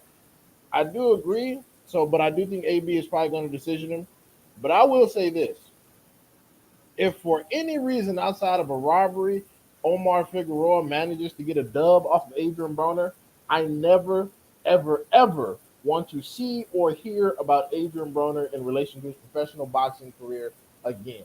He can do anything else. He can commentate. He can start a podcast. He can train. He can coach. He can do whatever he wants. But if he loses to Omar Figueroa, I never, ever, ever want to see him in any professional capacity fighting a professional boxing round again in his life. And I'll go ahead and finish it up. This is a fight that AB has been asking for since Omar Figueroa was the lightweight champion. He had been asking Al Heyman for this fight. They were supposed to have fought a couple years ago as well. But, Omar Figueroa has had weight issues. He had, some mental health issues, as he called it, hand issues and stuff like that. Also, his brother surpassed him in his boxing career. And I think psychologically that did something to him as well. The younger brother, looks like a bona fide fighter. At first, I'm not going to lie, y'all. I misread Brandon Figueroa because I thought he was just a pretty boy. And I thought that he was just a face-first fighter. But he showed me in the Cool Boy Steph fight, he can fight. So him and Ray Vargas probably going to get it in. But anyway, going back to this fight, I don't know what's going to happen because Figueroa has looked bad. But just based upon what they do, Figueroa can out-hustle AB because he throws a lot of punches. But let's hope that AB can sit down on his shots and get Figueroa out of there, man. Because both of them got to make weight because they fight at 140. And both of them have been a little undisciplined as far as weight divisions and making weight and stuff like that. Because, Figueroa missed weight a few times. So, and he jumped from 35 to 47, because he couldn't make 35, all the way to 47. So it's going to be an interesting fight. I wouldn't be shocked if it's a draw. Yeah, I'll be honest. Figueroa going down to 140. Neither would I. AB money? Say that again? I said Figueroa going down from welterweight for that AB money? Yeah, they both are. Yeah, 140. That's crazy. Fight going to be at 140. And it's for the WBC, number one, position. Oh, my God. But, I think why they did that is because people are definitely looking forward to my man probably vacating, man. Josh Taylor. Like one day we're going to have to really discuss the situation as far as these guys not being able to come into the country because it is going to affect their careers, man, greatly. Also, I want to throw something out there before we end the night. I'm going to be doing a boxing show real soon, man. Y'all guys are definitely, anybody is invited to come on. I got some other guys from Twitter and Instagram and stuff going to come over and discuss it. We're going to talk about, it's going to be like an old school almost. It's going to be about boxing from the South, fighters from the South, the old fighters from the South, including now, how the South has generated so many boxing champions and current and even guys from the past that a lot of folks don't even know came from these places. Okay, I'll just name a few, like Thomas Hearns. People always say what's where when you talk about Thomas Hearns. Detroit, right? No, that's just He's- where he learned the box. I know. Yeah, I was gonna say Detroit and the Kronk Gym. Yeah, right. He from Tennessee. Sugar Ray Leonard, Isn't he from Georgia? North Carolina. Oh, So we're gonna talk about that, and then we'll talk about Alabama and all the great heavyweights that had came from there: Vander Holyfield, Deontay Wilder, Joe Louis. So we're gonna talk about a lot of different things. You know what I'm saying? In regards to that, man, a lot, bro. So we're gonna talk about that, man. So y'all guys gonna be, definitely able to come in. I want y'all to come in or be in the chat or something, man, and chime in. Hold on, let me get Check in here real fast. Check, we're ending, but I want you to go on and answer this question for me before I hang up. Then, give me your prediction or what you think gonna happen on Saturday night. Adrian Broner, Omar Figueroa. Okay, you hear me? Yes, Hello, can y'all hear me? Okay. yes. Uh huh. Uh, we just like with just like Is he breaking up for you, Julius? Yeah, it's breaking up. Checkmate. Check, your phone breaking up, brother. Don't worry about it, Check. I'm gonna shoot again probably before the fight on Saturday. If I do it right before, I might do a show before the show starts. So don't worry about it. But look, man, I appreciate, man. Does AJ? Yeah, go ahead. Can I just ask you one question, Julius? Does Yeah, go ahead. AJ and Usyk fight this week, or is it next week? AJ and Usyk fight Saturday night too, and it's gonna AJ and Usyk fight American. this week or next week? Yes, it's this weekend, and an American DAZN picked up the fight, so it'll be on DAZN. So we'll be able to see it there. Y'all picking AJ? I don't know yet, man. It all depends on what Usyk weigh in at. If Usyk weigh in what he looked like, 230, 235, I'm gonna probably roll with AJ in that fight. But AJ can't come in light. He need to be heavy. He need to be about 250. You know what I'm saying? Like, hey man, fight to your advantages. That's what I always said about Deontay Wilder. Fight to your advantage. If you at your best weight at 210, 212, be 210, 212. Don't come in at 230 jacked with muscles. Same thing with Usyk. Just be yourself, man. I just think it's funny how people, like, a lot of people are saying, oh, AJ gonna win by knockout this time, and I'm just like, what exactly has AJ done in between these fights that is giving y'all the impression that he's about to come in and all of a sudden do what he's supposed to do the first time? Like, is it because Usyk allegedly went to war and we know that was just a photo op? Oh no, he ain't went nowhere. Right. That's what I'm saying. People are like, oh, Usyk is washed from combat. I'm like, what the? He ain't did no combat. If he did combat, he might not have made it. Because the last time I checked, Russia outnumbers them. You know what I'm saying? Like, right. I would have sent in a Spetsnaz team to kidnap his ass so quick. Absolutely. And have all of Ukraine surrender and be Him, like, you better, and Loma both. They would have both did it. Come on now. right. Be like, you better give up the codes and surrender everything for we smoke the only two people y'all famous for. Absolutely, man. Outside of like the Klitschko's, who's like one right. of like the mayor. Who are out of now one of the Klitschko brothers, Vitaly, he was in some combat. Like he's going for real, you know. Well, is he the mayor of like Kiev? The mayor, you know. Oh yeah, so he got to do his job. Hey, but that's the thing. In other countries, they mayors and governors, they get out there and fight. They ain't doing that here. That's out of the question. I'm thinking Variety magazine photo ops and color, you know what I'm saying, and all that stuff. But right. yeah, I agree with you.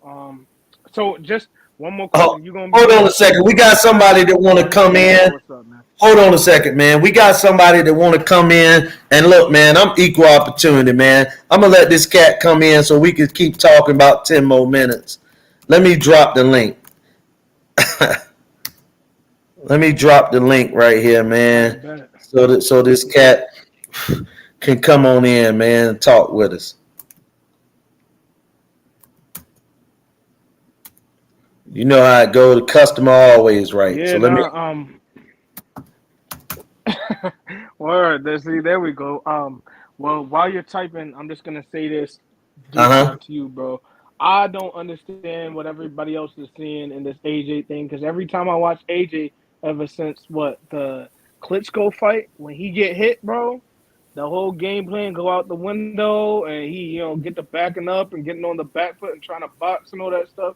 So people think just because Robert Garcia in the corner in his first fight, he gonna change. All right, we'll see, man. I'm not saying he can't knock him out. I'm just saying he gonna have to go through some fire to do it, and I'm not sure if AJ built like that. Now, if this was Wilder, yeah, I'd be like, all right, Wilder ready to go through fire to get that. But AJ mentality different, man. He'll accept loss. He'll accept the loss a lot sooner. And you know what I'm saying? Yes, and man. let me say something too. I'm not sold that Usyk is some killer either. You know what I'm saying? Like a lot of times, man, guys are willing to take a L in a situation because they satisfied.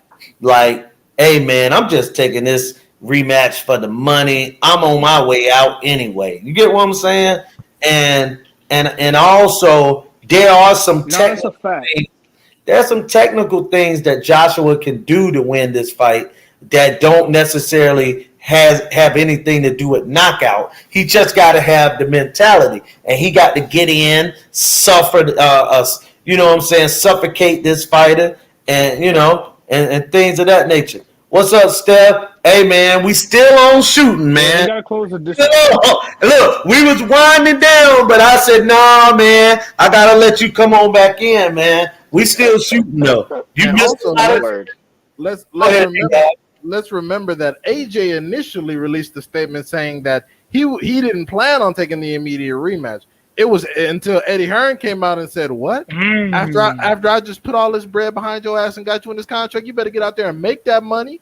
And then AJ was like, "You know what? I guess I will go ahead and fight Usyk again." So that's where I'm like, because I picked Usyk to win by decision the first time. So that's where I'm like, I have no renewed faith in AJ to do anything else. I really don't. I don't. What you think, Steph? Go ahead, Steph.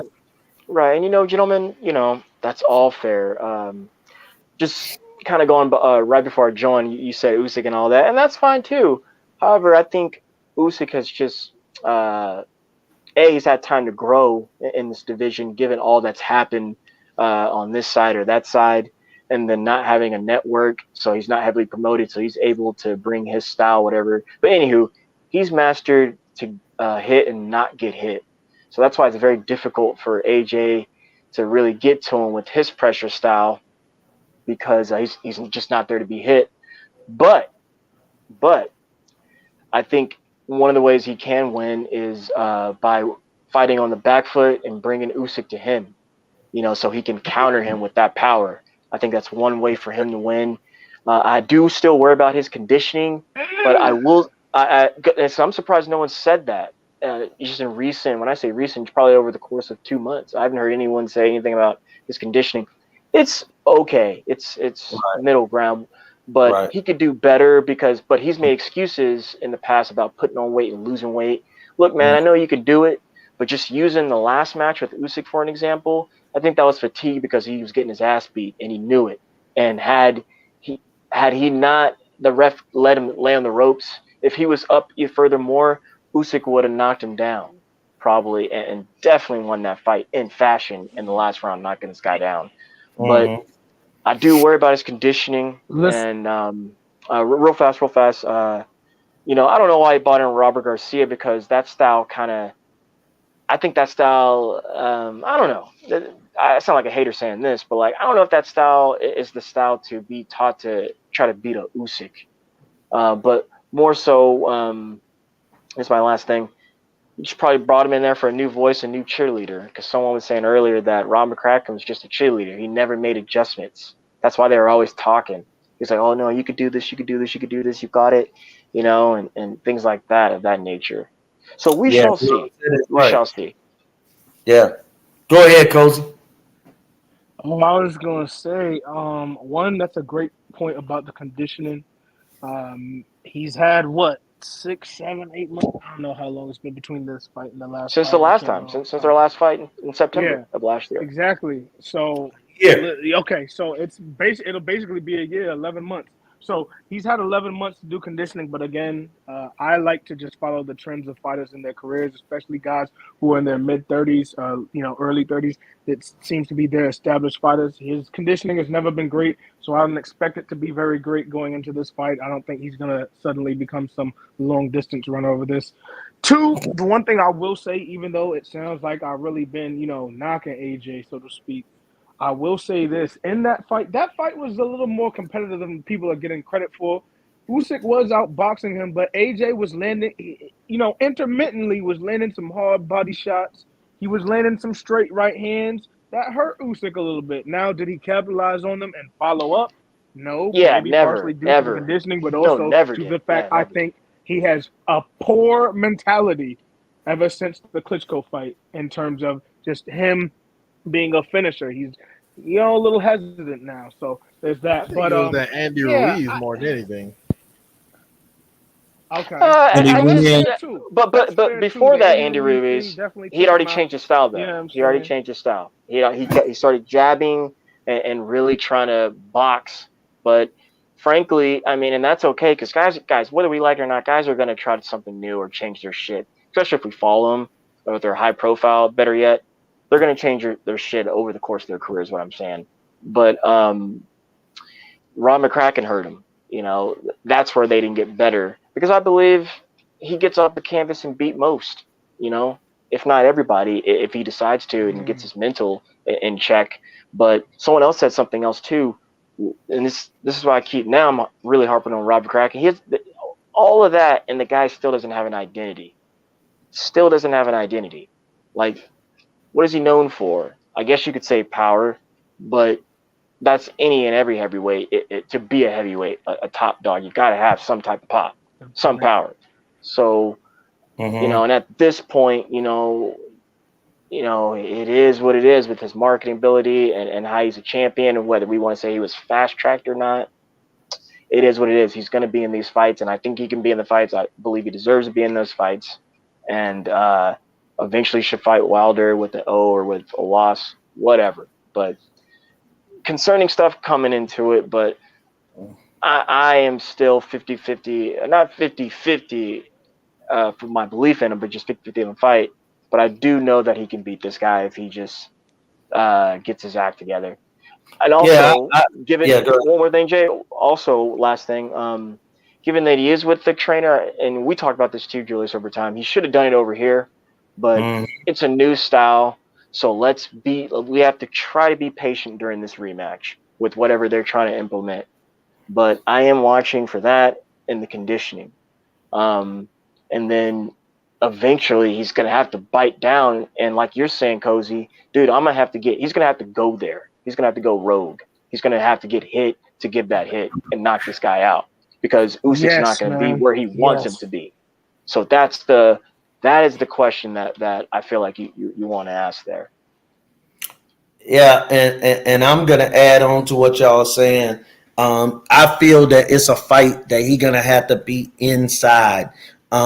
If he can stay inside the whole fight, whether it's Usyk coming to him or he coming to Usyk, either way, you can use the jab as chess. Let me put this out there, disclaimer. AJ is not Corey Spinks or Floyd Mayweather. So that part of boxing, he needs to throw in the garbage. Throw that out. You ain't going to beat him. But what you need to do is that you can throw your jab out, move in, especially at heavyweight. I'm telling you, that added weight for Usyk is going to come into play after about 3 rounds because he's never had to fight with that much muscle. He may have fought with weight, but he has as a disadvantage, Julius, right? And a I disadvantage. think it's a disadvantage. Okay. I think it's a disadvantage. Same thing I said in regards to the Deontay Wilder situation. I think that fighters need to be natural. And to be honest, and it ain't got nothing to do with just heavyweight. I think any weight. If you walk around at 142, I think you need to fight at 140. Because fighting your weight, you get your optimal performance. You are going to be at your absolute best. But everyone wants an advantage. You know what I'm saying? And I just think that that's what hurt fighters. It hurt Deontay. I think it's going to hurt Usyk with the added muscles. You know what I'm saying? And if Joshua can get inside, I think he can get this guy out of there, even though I'm going to put it more so for what Usyk going to do than what AJ can do to knock him out, if that makes sense. Okay. That's fair. That's fair too. That. One thing I'll say, I think the added weight is absolutely. Let me just say this real quick. I think the added weight is absolutely an issue, but I think proportionality is more important. So if Usyk comes in very top heavy, like Deontay Wilder did, then yeah, I think it will be a serious problem because then the majority of the oxygen is being taken away from the muscles, and all that stuff, blah blah. But I do think if he comes in proportional, I'm not going to be so concerned. I will say this. I want to see Anthony Joshua go to the body early, regardless, because the footwork, if you're going to slow a guy down and get him to stay in front of you, you have to invest in the body. And that can be a straight jab to the body. That can be, your 1-2 to the body, the hooks, but he needs to invest in the body. My bad, Steph. Go ahead, do your thing, man. That's all right, Coach. That's all right, sir. I like that. I like that. You see, like, it's funny. Sometimes, when we're talking boxing, you just want to rebuff it or go at it, go at that. But what I'm doing lately, and Julius, you're a witness to this, I'm just listening to you guys, and I'm just trying to add to it and not make it better, but just I'm learning, man. I'm learning. So I like that. So let me add to that real fast. But I'm going to rebuff you real fast, Julius, because I'm not big on the weight, man. But you kind of contradict yourself by saying the guys who should just fight at the weight. So I like that and don't like that. But coming back to Usyk, I keep telling you, dude, he's been a heavyweight. He's been cutting weight for a long time because, like I said, since he's a little more at that weight, he's more agile and out of there. You see, you got to think talking about added muscle. I'm not talking about necessarily weight. I'm talking about the muscle. Yeah, yes, go ahead. Yes, sir. I'm gonna get to that. All right. But we're done with that because you get that. Yeah, he just wants to hit and not get hit. Well, maybe he did that. And from the pictures that I've seen of Usyk, like, it's always at a crazy weird angle. So for me, it's hard to tell. He looks more toned than me, and maybe that is what makes him seem more buff, with the muscles there. But that I will notice. But and I think that's just to what he's been going through. Being that his country's been invaded, and there was some big question marks there for about 6 months, up into the last 3 months. So I think it's that, but I also think he's very focused because that's always been his kind of marquee, a very focused individual. And even his first fight leading up, he had spent anywhere between 6 to 8 months already away from his family. So his mental fortitude is very strong. And then Julius, you know me, man, I'm a big God lover. He too is one. So he puts a lot into that. And that's why I think he's still undefeated to this day. But that'll end. But to Anthony, I'm kind of forget where I'm going with him. See, what I'm thinking, how I even came onto the scene, giving my opinion on him. You see, I just want him to, if he has to, jab the whole time, man, and then draw your guys so you can let off something. And coming back to Usyk, he probably put on that because Anthony's hitting hard, man. And what you were saying, Cozy, I liked what he was doing every time he was throwing some body work because that looked like it hurt. And that definitely made Usyk reset But Usyk's, again, he's so strong mentally, he really going for broke. So I think that's why he put on the extra muscle there, because Anthony's throwing some serious shots. But all Anthony needs to do is jab him, jab, just jab him to death like Joe Joyce, and then throw your hook, man, throw your uppercut. You're going to have to bring this shifty guy to him because he doesn't want to get hit. But he knows that he can hit you because your dumbass is just standing there getting beat on like an idiot. Dude, move and draw him to you. But keep the jab in his face, keep the jab in his body.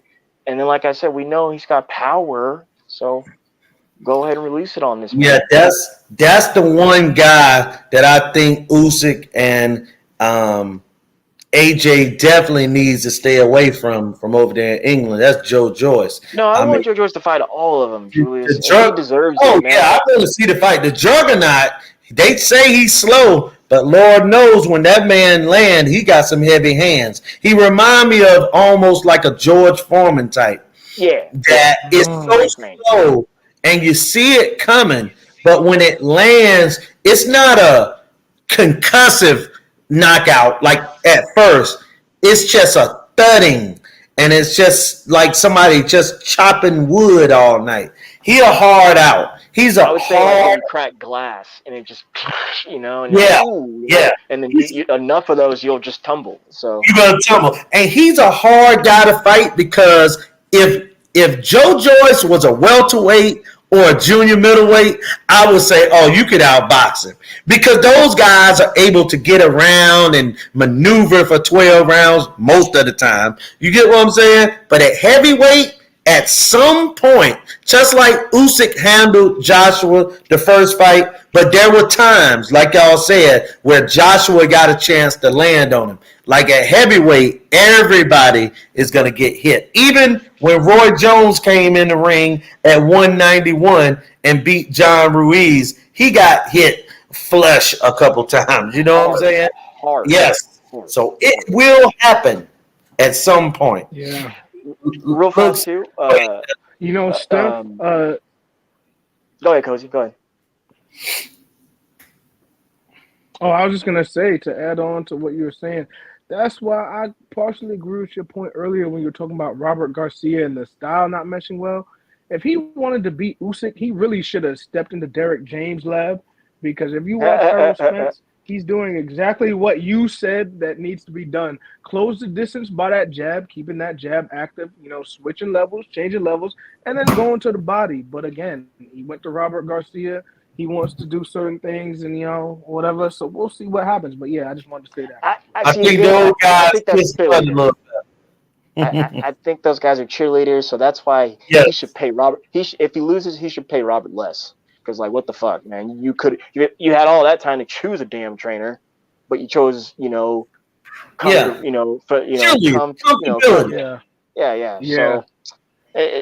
we shall see. Yeah. Man. I'm excited for him though. Oh, one more thing, Jules. One more thing. See, I wish that was Checkmate. I think the last time we were talking about heavyweight. Okay, go ahead. He was saying that Deontay's a sharpshooter and he should go back to that. That's why we were talking about all the top heavyweight with him. You see, and this random too.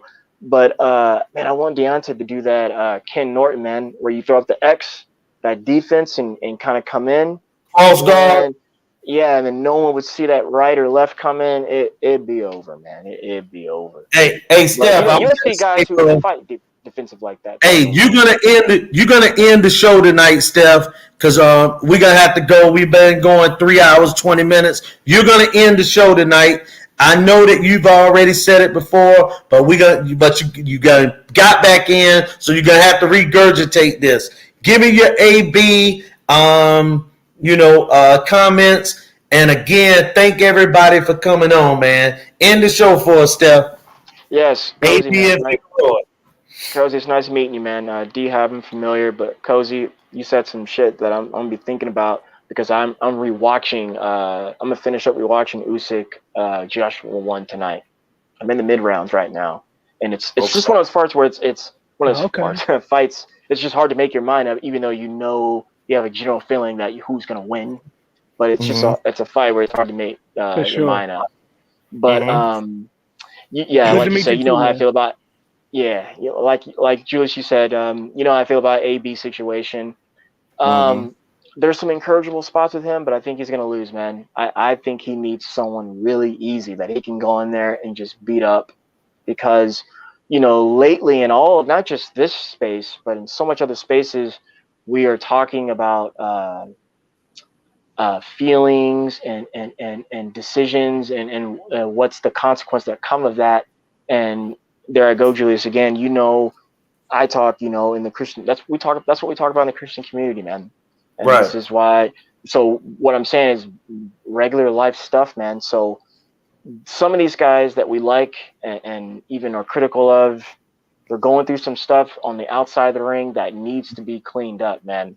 Because as a combat fighter, as a fighter, and then how boxing is built as a whole, those guys need to just be focused on that and getting better at that. But there's so much shit in this world, man, and it doesn't owe us anything. Yet we just want its approval. So AB, like I said, there's some encourageable things. Like I said, I heard it's campaigned at 140. He's fighting with his dad, but I think he's going to result back to trying to admire his work. And Omar, even though you could say what you can say about him in his last debuts, he's going to keep throwing, man. And he's also a smart enough fighter to take advantage. So I got Omar winning that fight. Like I said, I just want AB fighting someone really easy, man. So thank you to the rest of the guys on the panel, and Julius, you going forever, man. I appreciate it, man. Hey, man. Good stuff. Hey, look, I want to appreciate all y'all, man. When we get up here, bro, we go at it. We stay respectful, man. I don't even think it was probably about 5 to 10 cuss words, so that was good. 0 from me. I try to keep my record like that, man. But y'all, man, I appreciate it. D-Hive, you know what I'm saying? D-Hive been supporting me from the beginning. Steph, Cozy, everybody, man. We've been talking from all other shows. But I appreciate what y'all did, and I'm going to go again this week. I think I'm going to go midweek on some stuff because I know something about to happen. Something going to happen by midweek. Something going to be released. So we'll be talking Wednesday and Thursday, and I wanted to talk a little bit before the fight on Saturday night, man. I don't know, man. I might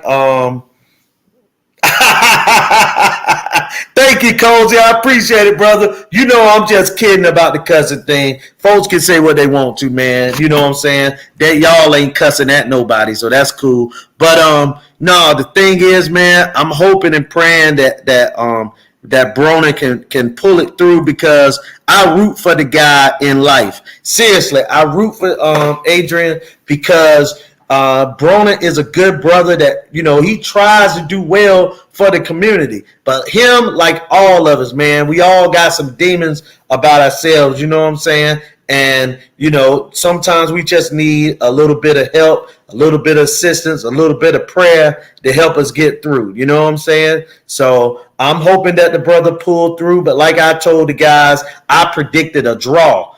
And I meant that. It wasn't me trying to be like a 50-50 guy. I think it's going to be a draw. Look, I done seen so many AB fights that I felt at the end was a draw. Jesse Vargas, I thought it was a draw. The Santiago kid, I thought it was a draw, or I thought Santiago beat him. You remember the Puerto Rican kid? Yeah. I thought Santiago won or a draw. What you think on that one, D-Hive? Wait, which fight? The Santiago and Broner fight. I thought that Santiago won it, or it was a draw. The one they gave to Broner. Yeah, I thought he lost. We all know AB didn't do enough to win. But it's just 4 or 5 fights that I thought could have been draws with him. Let me shoot him some bail real quick. I'm gonna just shoot him some bail because what's funny. Me and my brother we had just linked back up, and we were watching the fight. And I told him, I said, "This is a fight that depending on what style you like is how they're gonna score it. Go back and watch the fight. AB landed the sharper punches. Santiago outworked him. So I thought Santiago won too because I didn't think AB threw enough. But I'm just telling you, go back and watch the fight. That's the reason why the fight ended up being like that was. All right, guys, I was about to get off in 1 second. I'm gonna make it 3 minutes because Midwest just asked me a question about the Golden Boy emails, and he was overseas. So let me say it. And also, I'm rushing to get off too because I'm gonna go watch the here go a promo for Showtime. I mean for Stars. I'm about to go and watch the Power episode Kanan to start season 2, episode 1. But anyway, Kanan. Okay. All right, go ahead, Jacob. They got everybody, bro. All right, but no, the Golden Boy emails was basically someone at Golden Boy that was calling Al Heyman all types of ends. Okay, and the emails got intercepted because if I'm not mistaken, when they sued Al Heyman, all that stuff became public records, and that's where it got exposed, right? Am I right about that, Steph? Yes, but I was going to say, and Richard Schaefer, you know. Right, and Richard Schaefer first. Yes, so that's what happened in that situation, man. Them guys was calling him all type of ends, and I don't think Oscar ever said it, but it was people around Oscar, the matchmaker. Oscar said it. Oscar said it too. See, well, so there we go. I didn't never hear about Oscar, but yeah, them guys were real racist. Hey, here go the crazy part. And I spoke about this situation with this guy, man. The bottom line is that Oscar De La Hoya had the greatest thing going. He had Steven Espinoza as his attorney. He had Al Heyman as his number one manager and the producer of all the talent. And he had Richard Schaefer running the shows. Golden Boy, to me, was the best promotional makeup in the history of boxing. And that was old school or new school. They had everything. They outdid Top Rank. They outdid the old school Don King production, DKP. They was the best thing going. They could have ran boxing. Oscar De La Hoya could have been the face. Golden Boy could have been the face of boxing to this day. Who is it now? PBC. PBC brings on the best fights. They do the best on the pay-per-views. They got the biggest stars, and they're all ethnic stars. And guys make money. No one ever, very rare, complaining about money. No exactly. one. I only heard maybe one or two people ever complain about money. Maybe one, Vanez. But it's just crazy, bro. Those Golden Boy emails was crazy. And Al Heyman just, and that's what I respect about Al Heyman and people like him. He didn't say anything. All he did was moved on. You didn't even know he moved on. He moved in silence. The best way. A personal note about things about Al Heyman that people talk about. The one thing that the good brother want to do is take his mother to church every Sunday. Look, where people are arguing and fussing and lying on this man ain't never said nothing.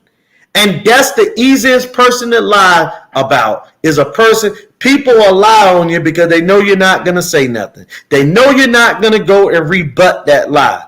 But, you know what I'm saying? That's where I believe in God that, you know what I'm saying? You don't have to answer everything. You don't have to answer to every lie that's said about you. Just live your life, man. And Golden Boy is the one that's suffering today. Because is Golden Boy not irrelevant right now? Yeah, they only got shit going on. And the stars they got don't have a chance. And there you go. And in fact, the reason why they don't have a chance because they can't take a chance. They cannot take a chance.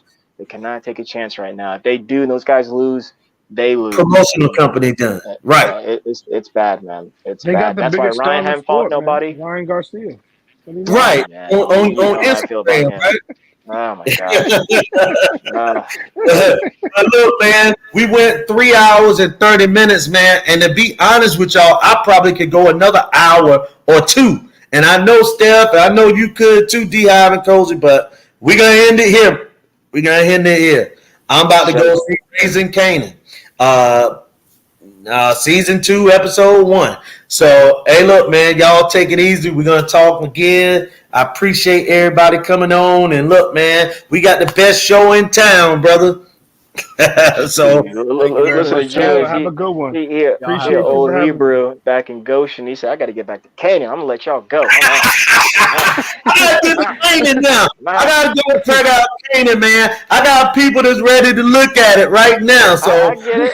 Pharaoh's heart is hardened. I get it. But you gentlemen, again, you guys have a good start to the week. But I gave you 3 hours and 30 minutes. Midwest, you should have came on early. I appreciate it, though, that you came on now, man. Thanks for the support. And thank everybody, man. Y'all take care till next time, all right? Like, comment, and subscribe. Like, comment, and subscribe. Yeah. Oh, yeah. Yes.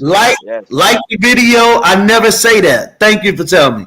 Like it. Subscribe, man. You know what I'm saying? Anything you want to do to support, you can do that. You know what I'm saying? And I appreciate it. Appreciate all the love, man. All right. All right. Have a good one, bud. Shout out, brother.